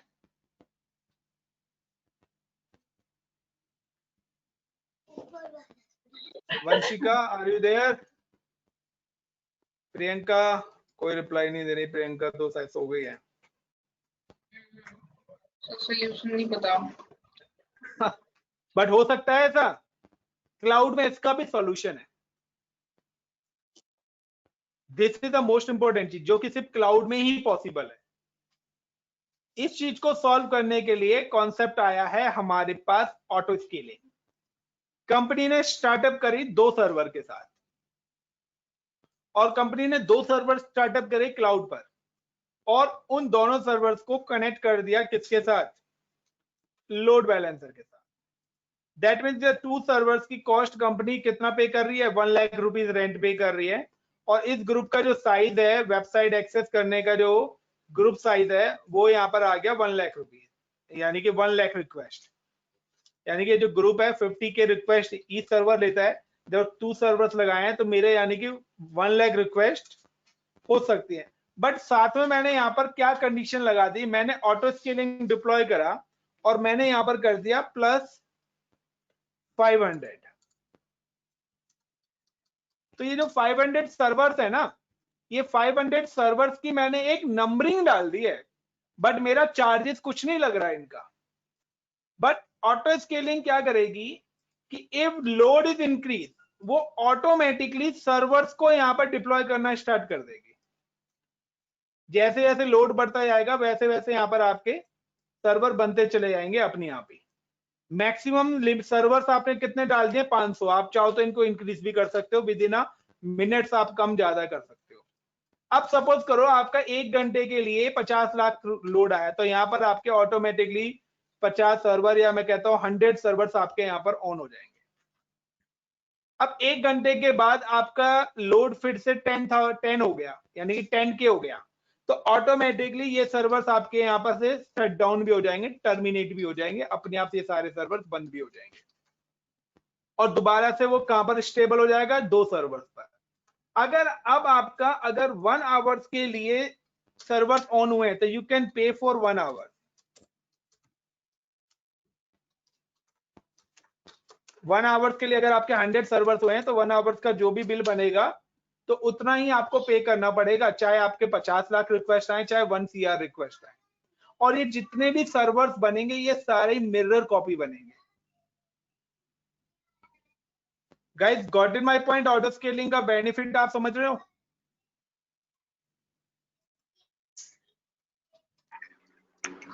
अब इसमें होगा क्या कि ये जो प्रॉब्लम थी आपकी, ये वाली प्रॉब्लम भी सॉल्व हो गई, और अगर आपका लोड फ्लक्चुएट करता है तो ये वाली प्रॉब्लम भी सॉल्व होगी ऑटो स्केलिंग से। प्लस पॉइंट, अगर आपका कोई सर्वर क्रैश भी कर जाता है, या दोनों सर्वर क्रैश भी कर जाते हैं किसी भी रीजन से, तो वो ऑटोमेटिकली 2 नए सर्वर दोबारा से बना देगा। यहां पर एनी क्वेश्चन गाइस? ये भी आपका प्रोजेक्ट कराता हूं मैं क्लाउड पर। This is a big one project, ये सबसे बड़ा प्रोजेक्ट है जिसके अंदर काफी सारी चीजें, इसके अंदर web server, load balancer, auto scaling, काफी सारी चीजें ऐड ऑन होती है। गाइस किसी का कोई क्वेश्चन?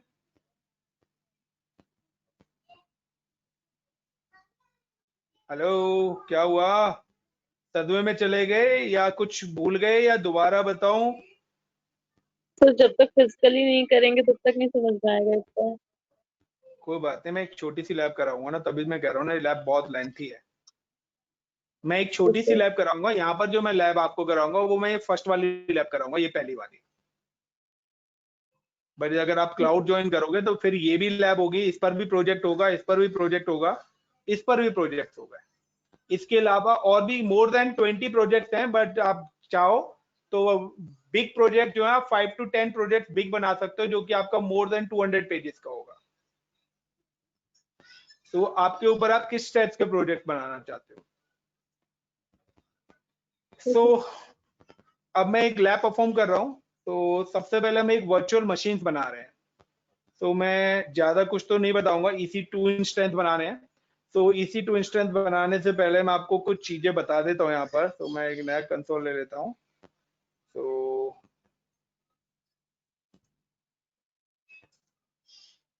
गाइस अगर आप क्लाउड पे कभी भी कोई भी वर्चुअल मशीन बनाओगे, लाइक मैं एक इंस्टेंस बनाने जा रहा हूं, तो यहाँ पर आपको कुछ चीजें याद रखनी पड़ेंगी। पॉइंट नंबर 1, आपको अपना रीजन सेलेक्ट करना पड़ेगा। पॉइंट नंबर 1, आपको क्या चाहिएगा? रीजन।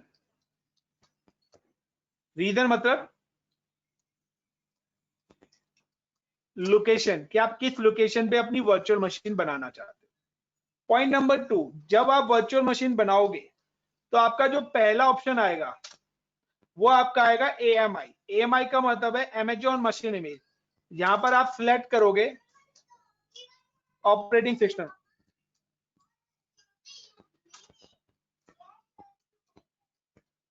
तो AMI के अंदर ऑपरेटिंग सिस्टम्स आपको सिलेक्ट करना है, और Amazon only provide server operating system. वहां पर आप अगर विंडो 7 या विंडो 10 या विंडो 8 सर्च करेंगे तो ये ऑपरेटिंग सिस्टम्स नहीं मिलेंगे। ये ऑपरेटिंग सिस्टम्स आपको अजूरे क्लाउड पर मिलेंगे, Amazon क्लाउड पर नहीं मिलेंगे। तो बेसिकली हम सर्वर्स डिप्लॉय करते हैं कि ये जो विंडो 7 विंडो 10 जो है ये आपके क्लाइंट ऑपरेटिंग सिस्टम्स हैं। तो क्लाइंट ऑपरेटिंग सिस्टम्स हमारे नहीं होते हैं। देन पॉइंट नंबर 3, नेक्स्ट आपसे वो पूछेगा इंस्टेंस टाइप। इंस्टेंस टाइप, तो गाइस इंस्टेंस टाइप के अंदर आपको क्या करना है? Select the hardware. आपको जो वर्चुअल मशीन बनाना चाहते हो उसमें आपको हार्डवेयर यानी कि कितनी CPU आपको चाहिए, कितनी रैम आपको चाहिए, वो सारी चीजें आपको यहाँ पर सिलेक्ट करनी है। और Amazon द मैक्सिमम जो CPUs हैं दे आर द 128 CPU। आप तो i7 पे काम करते हो ना, और 3904 GB ऑफ रैम। इतनी रैम हाईएस्ट है। तो आप देखिए कि उस सिस्टम की कॉन्फ़िगरेशन क्या होगी जिस सिस्टम के अंदर इतनी रैम होगी 3904 GB, और आपके सिस्टम्स के अंदर तो 4 GB 8 GB 16 GB मैक्सिमम होगी। तो आप देखिए जिस सिस्टम्स के अंदर 128 कोर CPUs होंगे और 3904 GB रैम होगी, उस सिस्टम्स की स्पीड कितनी हाई होगी। देन नेक्स्ट जो आपसे पूछा जाएगा गाइस, वो आपसे पूछा जाएगा नेटवर्किंग। नेटवर्किंग मैं ज्यादा कुछ यहाँ पे नहीं बताऊंगा क्योंकि ये अपने आप में एक बहुत बड़ा टॉपिक है क्लाउड का, और वेरी मोस्ट इंपोर्टेंट टॉपिक है। और ये टॉपिक क्लियर हो जाएगा देन आप क्लाउड पे प्रॉपरली काम कर पाओगे। तो नेटवर्किंग के अंदर है कि लाइक जिस तरीके से आप अपने मोबाइल फोन को वाईफाई से कनेक्ट करते हो, तो जब भी आप वाईफाई के साथ अपने मोबाइल फोन को कनेक्ट करते हो तो आप देखते हो काफी सारे वाईफाई आपको डिस्प्ले होते हैं, लेकिन आप उसी वाईफाई से कनेक्ट होते हैं जिस वाईफाई का यूजर नेम और पासवर्ड आपको पता हो। सो गाइज यहाँ पर आपको सिलेक्ट करना है नेटवर्किंग। तो यहाँ पर आपको अपना एबिलिटी जोन यानी कि डेटा सेंटर सिलेक्ट करना पड़ेगा। देन पब्लिक आईपी आपको लेना पड़ेगा। तो यहाँ पर आपको नेटवर्किंग के आप किस एबिलिटी जोन यानी कि मुंबई के अंदर 3 डेटा सेंटर्स हैं, तो आपको किस डेटा सेंटर्स पर और आपको पब्लिक आईपी चाहिए या नहीं चाहिए, और भी काफी सारे ऑप्शंस आते हैं। देन पॉइंट नंबर 5 पर वो आपसे पूछेगा स्टोरेज का मतलब है वॉल्यूम्स का मतलब है हार्ड डिस्क। तो बाय डिफॉल्ट फ्री ट्रायल के अंदर 30 GB फ्री रहता है। अगर आप इसके अलावा और भी स्पेस लेना चाहते हो तो ले सकते हो, वो आपका चार्जेबल हो जाएगा। और वहां पर लिखा भी रहता है कि 30 GB फ्री। तो आप यहाँ पे जो भी चीज सिलेक्ट करेंगे उसके नीचे फ्री लिख रहा होगा, और फ्री के अलावा अगर आपने कोई भी अदर चीज सिलेक्ट करी तो यू कैन पे, आपको उसका पे करना पड़ेगा। Then point number 6 is simply tag का मतलब है कमेंट या नेम। आप कोई भी नेम डाल सकते हो, कमेंट डाल सकते हो। Point number 7 is very very most important, this is a security group. Security group का मतलब है, ये सारी चीजें मैं प्रैक्टिकल कराऊंगा तो ये पूछेगा। तो सिक्योरिटी ग्रुप का मतलब है allow protocol and port number. अगर आपको लाइक वेबसाइट एक्सेस करनी है तो आपको पता है कि जो वेबसाइट है आपकी वो आपका HTTP प्रोटोकॉल या HTTPS प्रोटोकॉल से एक्सेस होती है। या अगर आप मेलिंग सर्वर बना रहे हैं तो आपको पता है कि मेलिंग मेरी POP3, SMTP, IMAP प्रोटोकॉल्स पे चलती है। तो अगर वो प्रोटोकॉल ब्लॉक रहेंगे तो आप क्लाउड से कुछ भी एक्सेस नहीं करेंगे। तो अगर आपको क्लाउड से कुछ भी चीज एक्सेस करनी है तो आपको सिक्योरिटी ग्रुप के अंदर वो चीज अलाउ करनी पड़ेगी, तभी आप आउटसाइड एक्सेस कर पाओगे। अदरवाइज कुछ भी चीज आप क्लाउड से एक्सेस नहीं करेंगे। तो look like the security group work as a firewall, कि अगर आपको कोई भी चीज अलाउ करनी है तो आपको वो सिक्योरिटी ग्रुप के अंदर अलाउ करनी पड़ेगी।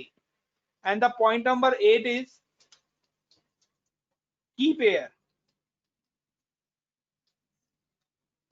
तो की pair is nothing, this is a password of machine. तो आपकी मशीन का पासवर्ड आपको की पेयर से मिलेगा। तो ये 8 चीजें हैं, जब भी आप कोई भी वर्चुअल मशीन बनाएंगे तो आपको इन 8 चीजों का याद रखना है। गाइस क्लियर है? एनी क्वेश्चन किसी का इन 8 पॉइंट से? तो सेकंड वाला पॉइंट एक बार बता दीजिए, आपने क्या बताया था? Amazon मशीन इमेज, जहां पर आप ऑपरेटिंग सिस्टम सेलेक्ट करोगे, यहाँ पर लिस्ट आएगी कि आप कौन सा ऑपरेटिंग सिस्टम इंस्टॉल करना चाहते हो। लाइनक्स इंस्टॉल करना चाहते हो, सर्वर इंस्टॉल करना चाहते हो, फिडोरा करना चाहते हो, कौन सा ओएस डालना चाहते हो। लाइक जिस तरीके से आप विंडोज 7, 10 या 8 डालते हो ना, इसी तरीके से लिस्ट आएगी यहाँ पे ऑपरेटिंग सिस्टम की। अच्छा। और सर 7th पॉइंट में सिक्योरिटी ग्रुप्स में सारे अलाउ करने होते हैं? देखिए वहां पर आपके पास ऑप्शन आएगा कि ऑल करना चाहते हो ऑल, बट हम सारे अलाउड नहीं करते, क्योंकि सारे अलाउ करेंगे फिर तो सारी चीज एक्सेस हो जाएंगी ना। बट मुझे अगर सिर्फ वेबसाइट के लिए वेब सर्वर बनाना है तो मैं सिर्फ वेब सर्वर से रिलेटेड प्रोटोकॉल अलाउ करूंगा, तो मेरी अदर चीज होंगी नहीं, तो मेरी मशीनों पे कोई और काम होगा नहीं, तो डिनाई हो जाएगा। वो सिक्योरिटी भी है ना अच्छा, कि आप सारी चीज अलाउ कर देंगे तो फिर तो सारी चीजें एक्सेस होंगी ना। मैं नहीं कराना चाहता, मैं जिस सर्विस को अलाउ करूंगा सिर्फ वही सर्विस अलाउ होगी। ओके। अब एक और चीज मैं आपको बताता हूं, जो की पेयर है प्रोटोकॉल। अगर आप लाइनेक्स की वर्चुअल मशीन बनाते हो, if you create the Linux, तो लाइनेक्स के लिए the SSH protocol is mandatory to allow via security group, और बाय डिफॉल्ट ऑटोमेटिकली वो ले भी लेता है SSH। और अगर आप विंडोज की बनाते हो तो विंडोज के लिए you need for the RDP, तो ये आप लोगों को RDP प्रोटोकॉल्स की रिक्वायरमेंट पड़ेगी, रिमोट डेस्कटॉप प्रोटोकॉल। ये दोनों प्रोटोकॉल्स मैंडेटरी हैं अलाउ कराने, अदरवाइज आपकी मशीन का कंसोल एक्सेस नहीं होगा। तो जो कंसोल एक्सेस होगा वो आपका RDP या लाइनेक्स की उससे ही होगा। सेकंड, की पेयर की अगर मैं बात करता हूं, की पेयर भी आपके 2 टाइप्स के हैं। एक होता है आपका .pem, तो .pem एक्सटेंशन जो की पेयर है ये होता है विंडोज के लिए, और एक होता है .ppk। .pp के एक्सटेंशन का जो की पेयर है वो आपके लिए होता है लाइनेक्स के लिए। तो आपको अगर आप लाइनेक्स की मशीन बना रहे हैं तो लाइनेक्स की मशीन के लिए रिक्वायर्ड है कि आपका जो की पेयर टाइप है वो .pp के एक्सटेंशन होना चाहिए और सिक्योरिटी ग्रुप के अंदर SSH प्रोटोकॉल अलाउ होना चाहिए।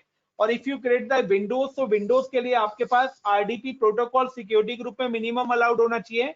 एंड देन आपका जो मैं अगर बात करता हूँ की पेयर की, तो the key pair is .pem extension होना चाहिए। तो हम स्टार्ट करते हैं अब अपना प्रैक्टिकल लैब।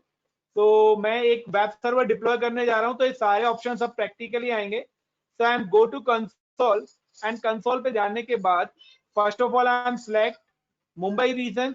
मैंने मुंबई रीजन सेलेक्ट कर लिया है और मुंबई रीजन सेलेक्ट करने के बाद मैं सबसे पहले की पेयर बना के रख लेता हूं।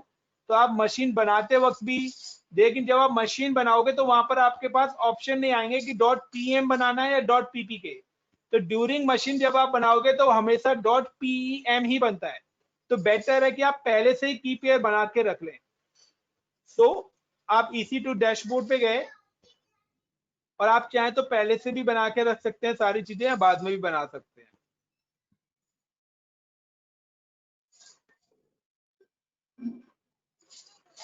गाइड स्टेप लिखना चाहोगे तो मैं आराम से चलता हूं या थोड़ा फास्ट चलूं? सर स्टेप लिख रहे हैं तो फिर सर स्लो स्लो थोड़ा सा करिए। चलिए, बाकी ये रिकॉर्डेड सेशन है, आप चाहो तो मिस्टर उदय सर से ले सकते हो। तो गाइस देखिए, मैंने की पेयर पे क्लिक करा है। तो की पेयर पे आप देखिए यहाँ पर साइड में की पेयर आ रहा होगा ऑप्शन, ये रहा की पेयर, और देन यहाँ पे आ रहा है क्रिएट अ की पेयर। और यहाँ पर देखिए दोनों की पेयर के ऑप्शंस आ रहे हैं। लाइक मैं यहाँ पे डाल देता हूँ क्लाउड दिल्ली। तो मैंने की पेयर का नाम डाल दिया क्लाउड दिल्ली। अब मैं विंडोज का सर्वर बनाना चाह रहा हूँ, इसलिए मैं .pem एक्सटेंशन ले रहा हूँ। तो .pem और एक्सटेंशन में यहाँ पर मैं कमेंट डाल देता हूँ की के अंदर नेम, और यहाँ पे डाल दिया फॉर विंडोज। तो मैंने एक की पेयर बना रहा हूँ क्लाउड दिल्ली के नाम से।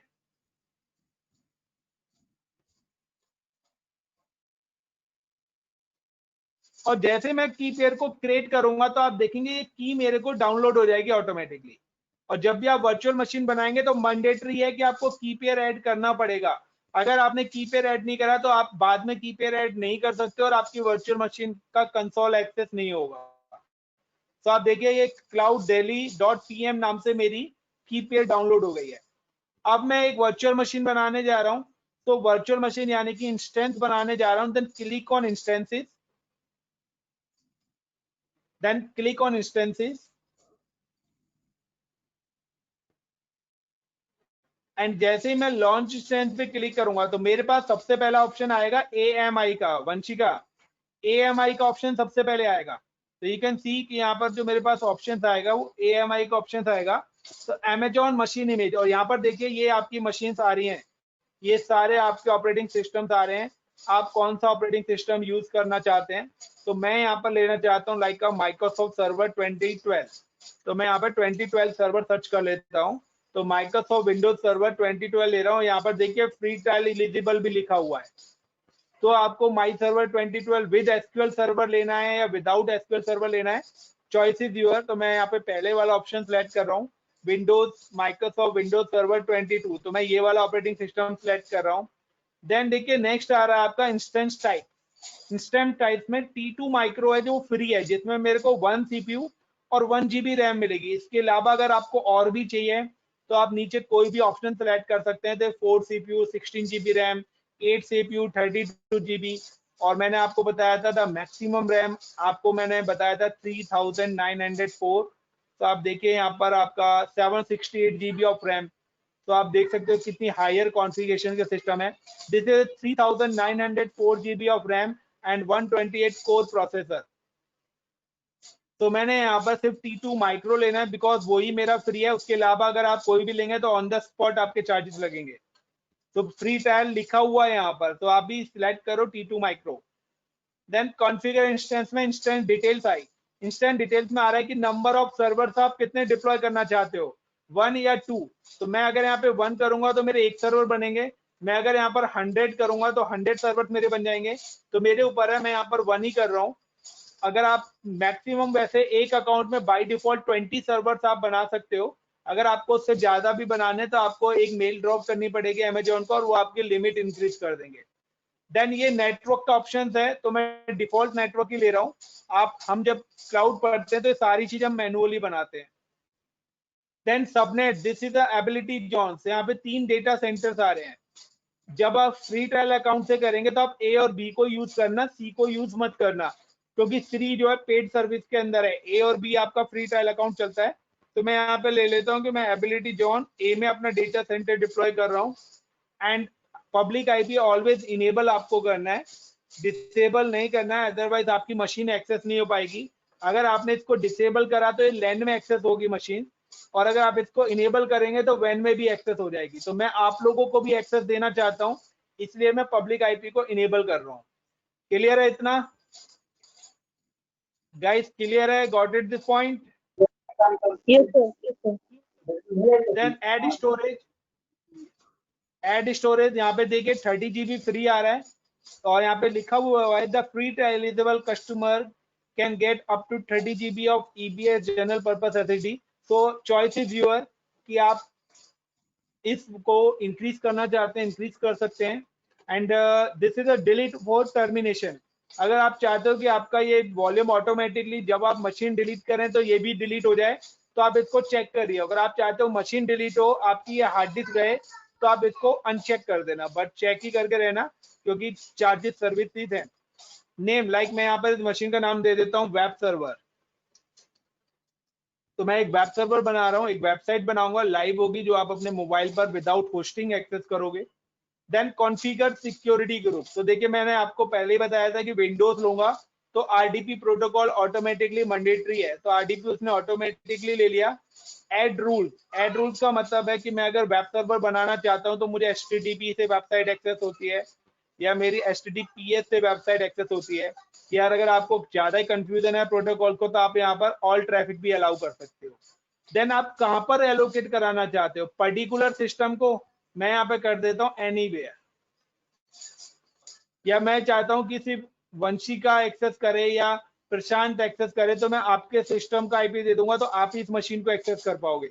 बट फिलहाल मैं एनीवेयर कर रहा हूं, मतलब मैं आप में से कोई भी इस मशीन को एक्सेस करके काम कर सकता है।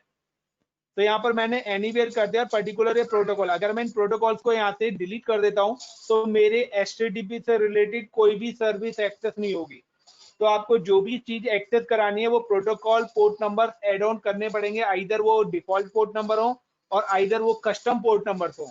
तो आप कोई भी पोर्ट नंबर यहाँ पर मेंशन कर सकते हैं। जैसे जैसे आप काम करोगे आपको पता लग जाएगा। और ऊपर लिखा भी हुआ है security group is a set of firewall route that control the traffic on your instance. Then review and launch. जब मैं रिव्यू एंड लॉन्च करूंगा तो गाइस देखिए यहाँ पर मैंने जो की पेयर बनाया था क्लाउड दिल्ली आ गया। तो आप चाहो यहाँ से न्यू की पेयर भी बना सकते हो, बट मैं एग्जिस्टिंग सेलेक्ट कर रहा हूँ and I acknowledge and launch instance and view instance. आप देखेंगे मेरा पहला वेब सर्वर बनना स्टार्ट हो जाएगा। विद इन 3 मिनट्स के अंदर ये मेरी मशीन डिप्लॉय हो जाएगी। एवरीवन क्लियर है?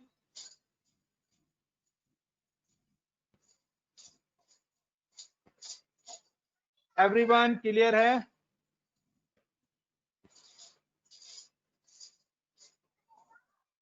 हेलो? Yes sir. थोड़ा थोड़ा सर। डोंट वरी, अभी हो जाएगा। जब आप खुद से करोगे ना हो जाएगा, नहीं है तो आप उजैर सर से वीडियो ले लें। अब आप लोगों को एक काम करना है, ये आईपी अपने पास नोट डाउन कर लीजिए 35.154.5455। चैट बॉक्स में भी मैंने पेस्ट कर दिया, ये आईपी अपने पास नोट डाउन कर लीजिए।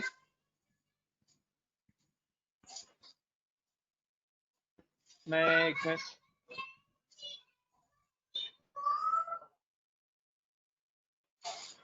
नोटपैड के अंदर मैं पेस्ट कर देता हूँ। दिस मशीन आईपी, आप इस आईपी को नोट डाउन कर लीजिए।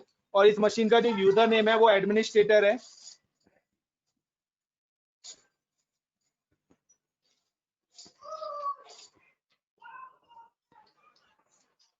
तो बाय डिफॉल्ट जो विंडोज का यूजर नेम होता है वो एडमिनिस्ट्रेटर होता है गाइस। तो यहाँ पर एडमिनिस्ट्रेटर यूजर नेम है। तो अब मेरे को अगर इस मशीन को कनेक्ट करना है तो कैसे कनेक्ट करूंगा? Then click on connect and get password. तो देखिए यहाँ पर यूजर नेम लिखा हुआ है administrator. Then get password, choose a file. तो जो फाइल की पेयर मैंने बनाई थी वही वाली की पेयर मेरे को यहाँ पर एड ऑन करनी है। तो जो कि क्लाउड दिल्ली के नाम से थी, तो क्लाउड आइफन दिल्ली के नाम से जो थी। Then decrypt and this is the password. ये मेरी मशीन का पासवर्ड है। और अब मैं क्या करता हूँ, इस मशीन को एक्सेस करता हूँ। तो download remote desktop file, then download link पर क्लिक करा, देन कनेक्ट, और यहाँ पर मेरे को यूजर नेम और पासवर्ड पुट कर देना है। Then okay. तो ये देखिए मेरी पहली वर्चुअल मशीन एक्सेस हुई है। अभी मैं इस वर्चुअल मशीन को आप लोगों को एक्सेस करने के लिए दूंगा। टेंशन मत लेना कैसे एक्सेस होगी, मैं अभी दोबारा आपको बता दूंगा। अब आप मेरे को एक चीज बताइए, आप लोगों ने आईपी नोट डाउन कर लिया? अनुज्ञा, कृपया, प्रशांत, प्रियंका, यस सर, कर वंशिका। लिया। उस आईपी को यूआरएल में पेस्ट करके बताइए, क्या कोई वेबसाइट ओपन होती है? एक ब्राउजर में डालिए उस आईपी को और एंटर करिए, क्या कोई वेबसाइट ओपन होती है? Site can't be reached. चलिए उसको अभी ऐसे ही रहने देना। तो ये देखिए मेरा अभी सर्वर बना है। अब मैं इसको वेब सर्वर बनाना चाहता हूँ। तो वेब सर्वर बनाने के लिए मुझे इस पर एक सर्विस इंस्टॉल करनी पड़ेगी। तो किसी भी सर्वर को उस सर्विस लाइक वेब सर्वर के लिए मुझे वेब सर्वर की सर्विस इंस्टॉल करनी पड़ेगी। तो उसके लिए मैं जो सर्विस होती है वो होती है हमारी IIS, इंटरनेट इंफॉर्मेशन सर्विस। तो मैं यहाँ पर क्या करूंगा, IIS सर्विस इंस्टॉल करूंगा, तब देखना आप कि आपकी एक वेबसाइट ओपन होगी। तो just click on server manager. ये यहाँ पर स्टार्ट के साथ सर्वर मैनेजर आ रहा है। Then add roles and features, click on server manager. Then add roles and features के ऑप्शन पे आपको क्लिक करना है। Then next, next, then next. तो देखिए यहाँ पर भी हाइपर-वी का ऑप्शन आता है जो हाइड हो रखा है। तो मैं यहाँ पर ले लेता हूँ IIS server, web server IIS। ये सर्विस आपको इंस्टॉल करनी है।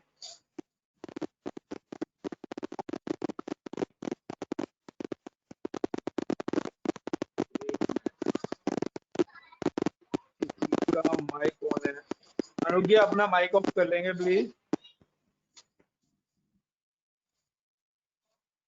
तो ये आपका वेब सर्वर IIS सेलेक्ट कर लिया, add feature, then next next next और इंस्टॉल कर देना है। कुछ नहीं करना, सिलेक्ट करके ऐड फीचर्स करके आपको 4 से 5 टाइम्स नेक्स्ट करना है, देन इंस्टॉल। और जब इंस्टॉल हो जाएगा गाइस तब आप इसको रिफ्रेश करना अपने पेज को, बताना क्या कोई वेब पेज एक्सेस होता है। अब ये कंप्लीटली लाइव मैं आपको दे रहा हूं। और आप में से CS का स्टूडेंट कौन है?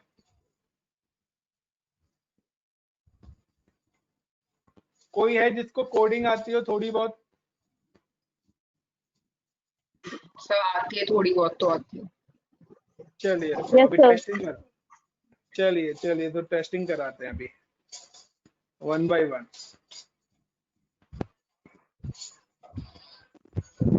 रिफ्रेश करके देखिए और बताइए क्या कोई वेबसाइट ओपन हो रही है? दोबारा से IP पेस्ट करिए।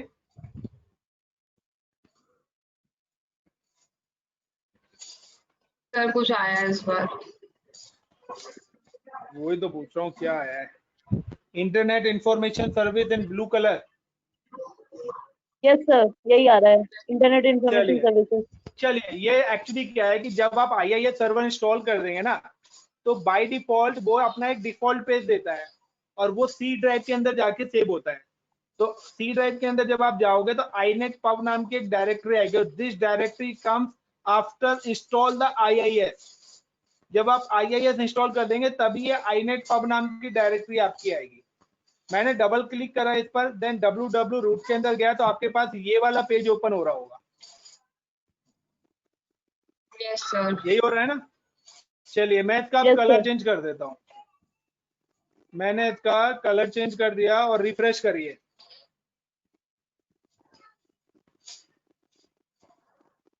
यस सर, कलर चेंज हो गया। चलिए अब मैं यहाँ लिखता हूँ WELCOME, welcome to INDIA India, और मैं इसका फॉन्ट साइज भी बड़ा कर देता हूँ जो आप लोगों को दिख जाए आसानी से।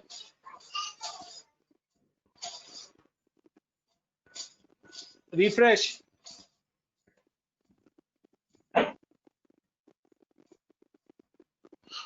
Yes sir, now this is visual with welcome to India. चलो अब मैं क्या करता हूँ, NOTE नोटपैड पे गया और नोटपैड पे जाके मैंने यहाँ पर क्या लिखा, WELCOME welcome to my India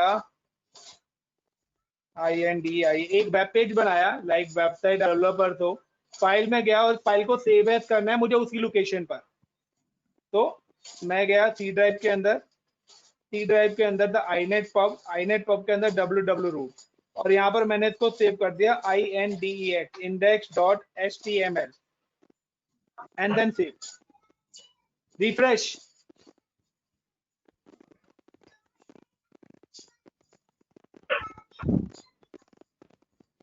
Now this is only welcome to India is visible in 5 page. या तो मैं एडिटिंग कर रहा हूँ ना लाइव, तो ये कंप्लीटली लाइव पब्लिश हो रहा है, मैंने कोई होस्टिंग नहीं लिया है। अगर मैंने अब GoDaddy से डोमेन लेना चाहूँ तो मैं रजिस्टर्ड करके नाम से भी एक्सेस कर सकता हूँ। तो this is another part, this is route 53। तो वो अलग लैब है, वो अलग चीज है, उस पर अलग प्रोजेक्ट है। तो मैं अब क्या करने वाला हूँ, पहले मैं इस मशीन का एक्सेस दे रहा हूँ। कौन लेगा पहले?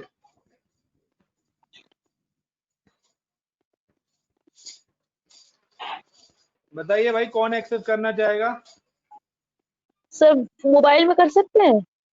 नहीं, नेट स्पेस यूएस, उसके लिए सॉफ्टवेयर डालना पड़ेगा, मैं एडिटिंग भी कराऊंगा। Net space user space ADMINISTRATOR। तो लैपटॉप पे कौन है? किसी के पास लैपटॉप है? Yes sir. चलिए तो आप एक्सेस करिए। अब आपको ये मशीन एक्सेस करनी है, तो आपको करना क्या है, अपनी मशीन में इस मशीन का दो चीज आपके पास है। पासवर्ड इस बार मैंने चेंज कर दिया है और पासवर्ड मैंने ये रख दिया है ICCP@1234। तो ये तीनों चीज आपके पास अवेलेबल हैं फिलहाल। आप चार्ट में पेस्ट करें पासवर्ड और ये, चलिए याद ही ये हो गया। याद हो गया ना? अब आप क्या करिए, अपने लैपटॉप में जाइए और रिमोट डेस्कटॉप सर्च करिए। रिमोट डेस्कटॉप कनेक्शन आ रहा होगा लिखा हुआ, जी सर, क्लिक करो उस पर, कर दिया। IP डालो वहां पर, कनेक्ट करो।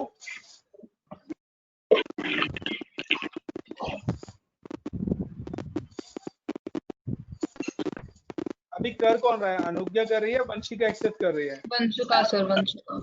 ओके और कौन है सिस्टम पर? Sir user name administrator. बिल्कुल जी। एडमिनिस्ट्रेटर ADMINISTRATOR ये लिखा हुआ है। अगर लैपटॉप बराबर में भी है तो आप अदर लैपटॉप पे भी कर सकते हो, जरूरी नहीं है ट्रेनिंग ऑन हो।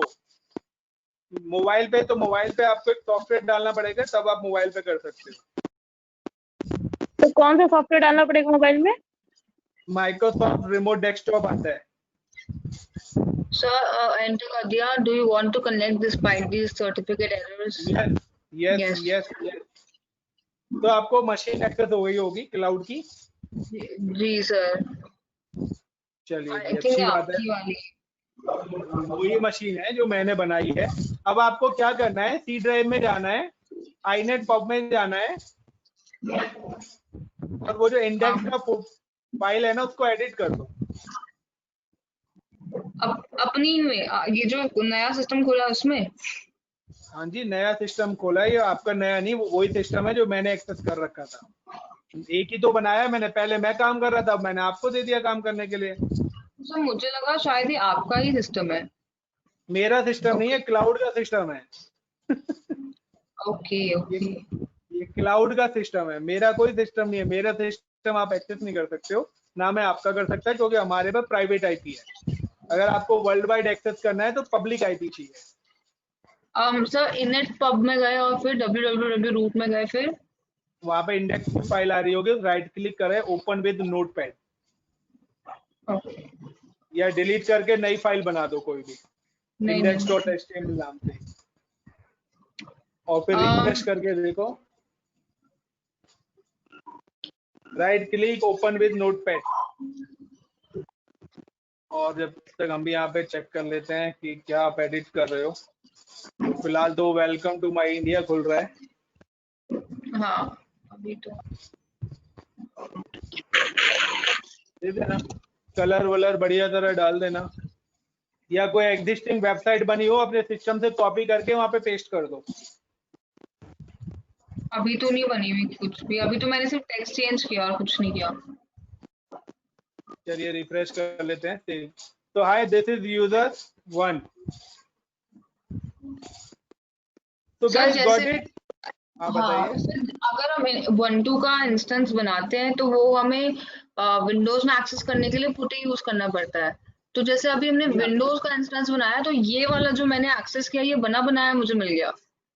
ये हाँ, आरडीपी ऑलरेडी विंडोज का वही है ना, टूल है ना, तो वो टूल ऑलरेडी इंस्टॉल्ड है ओके विंडोज ओके। के अंदर।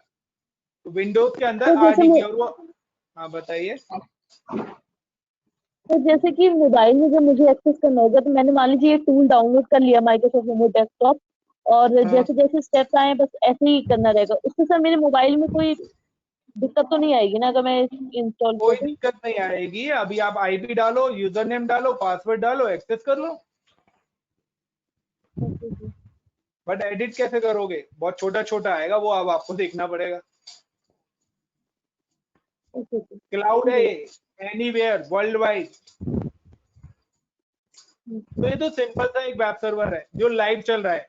मैंने कोई होस्टिंग नहीं ली। तो आपने स्टार्टिंग में वंशिका नाम लिया था होस्टिंग वर्ड, तो मैंने वेबसाइट भी पब्लिश कर दी और कहीं मैंने होस्टिंग ली है। सर फिर एग्जैक्टली मीनिंग क्या हुआ होस्टिंग का, जरा बता सकते हो? होस्टिंग का मीनिंग ये है कि जब आप क्लाउड लेते हैं तो आपको किसी टाइप की कोई रिक्वायरमेंट नहीं है। अच्छा। और सर ये GoDaddy या किसी साइट से डोमेन खरीदना और अपने इंस्टेंस पे इस अपनी साइट को लाइव करना, इन दोनों में एग्जैक्टली फर्क क्या हुआ फिर?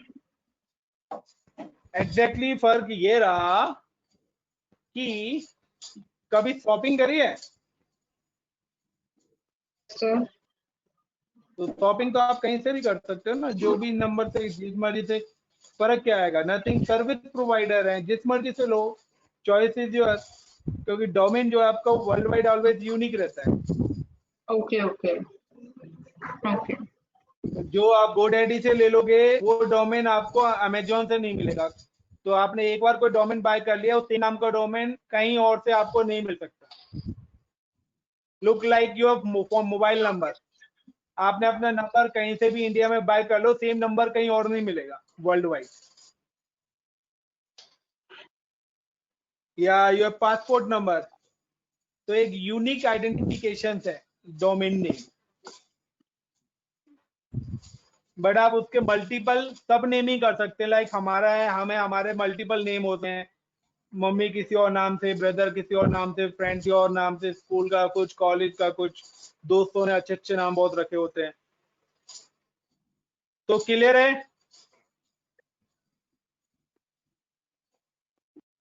Yes sir. तो एनीथिंग एल्स, कुछ और पूछना चाहते हैं? क्योंकि बहुत सारी चीजें सर आप क्लाउड कह में। रहे सर आप कह रहे थे कि माइक्रोसॉफ्ट बताइए। वाली भी एक होगी, सेशन एक कराएंगे, वेबिनार। तो सर देखिए सर उसके लिए अगर उसमें सर उसके लिए जैसे क्या, आपको कोऑर्डिनेट करना पड़ेगा उनसे।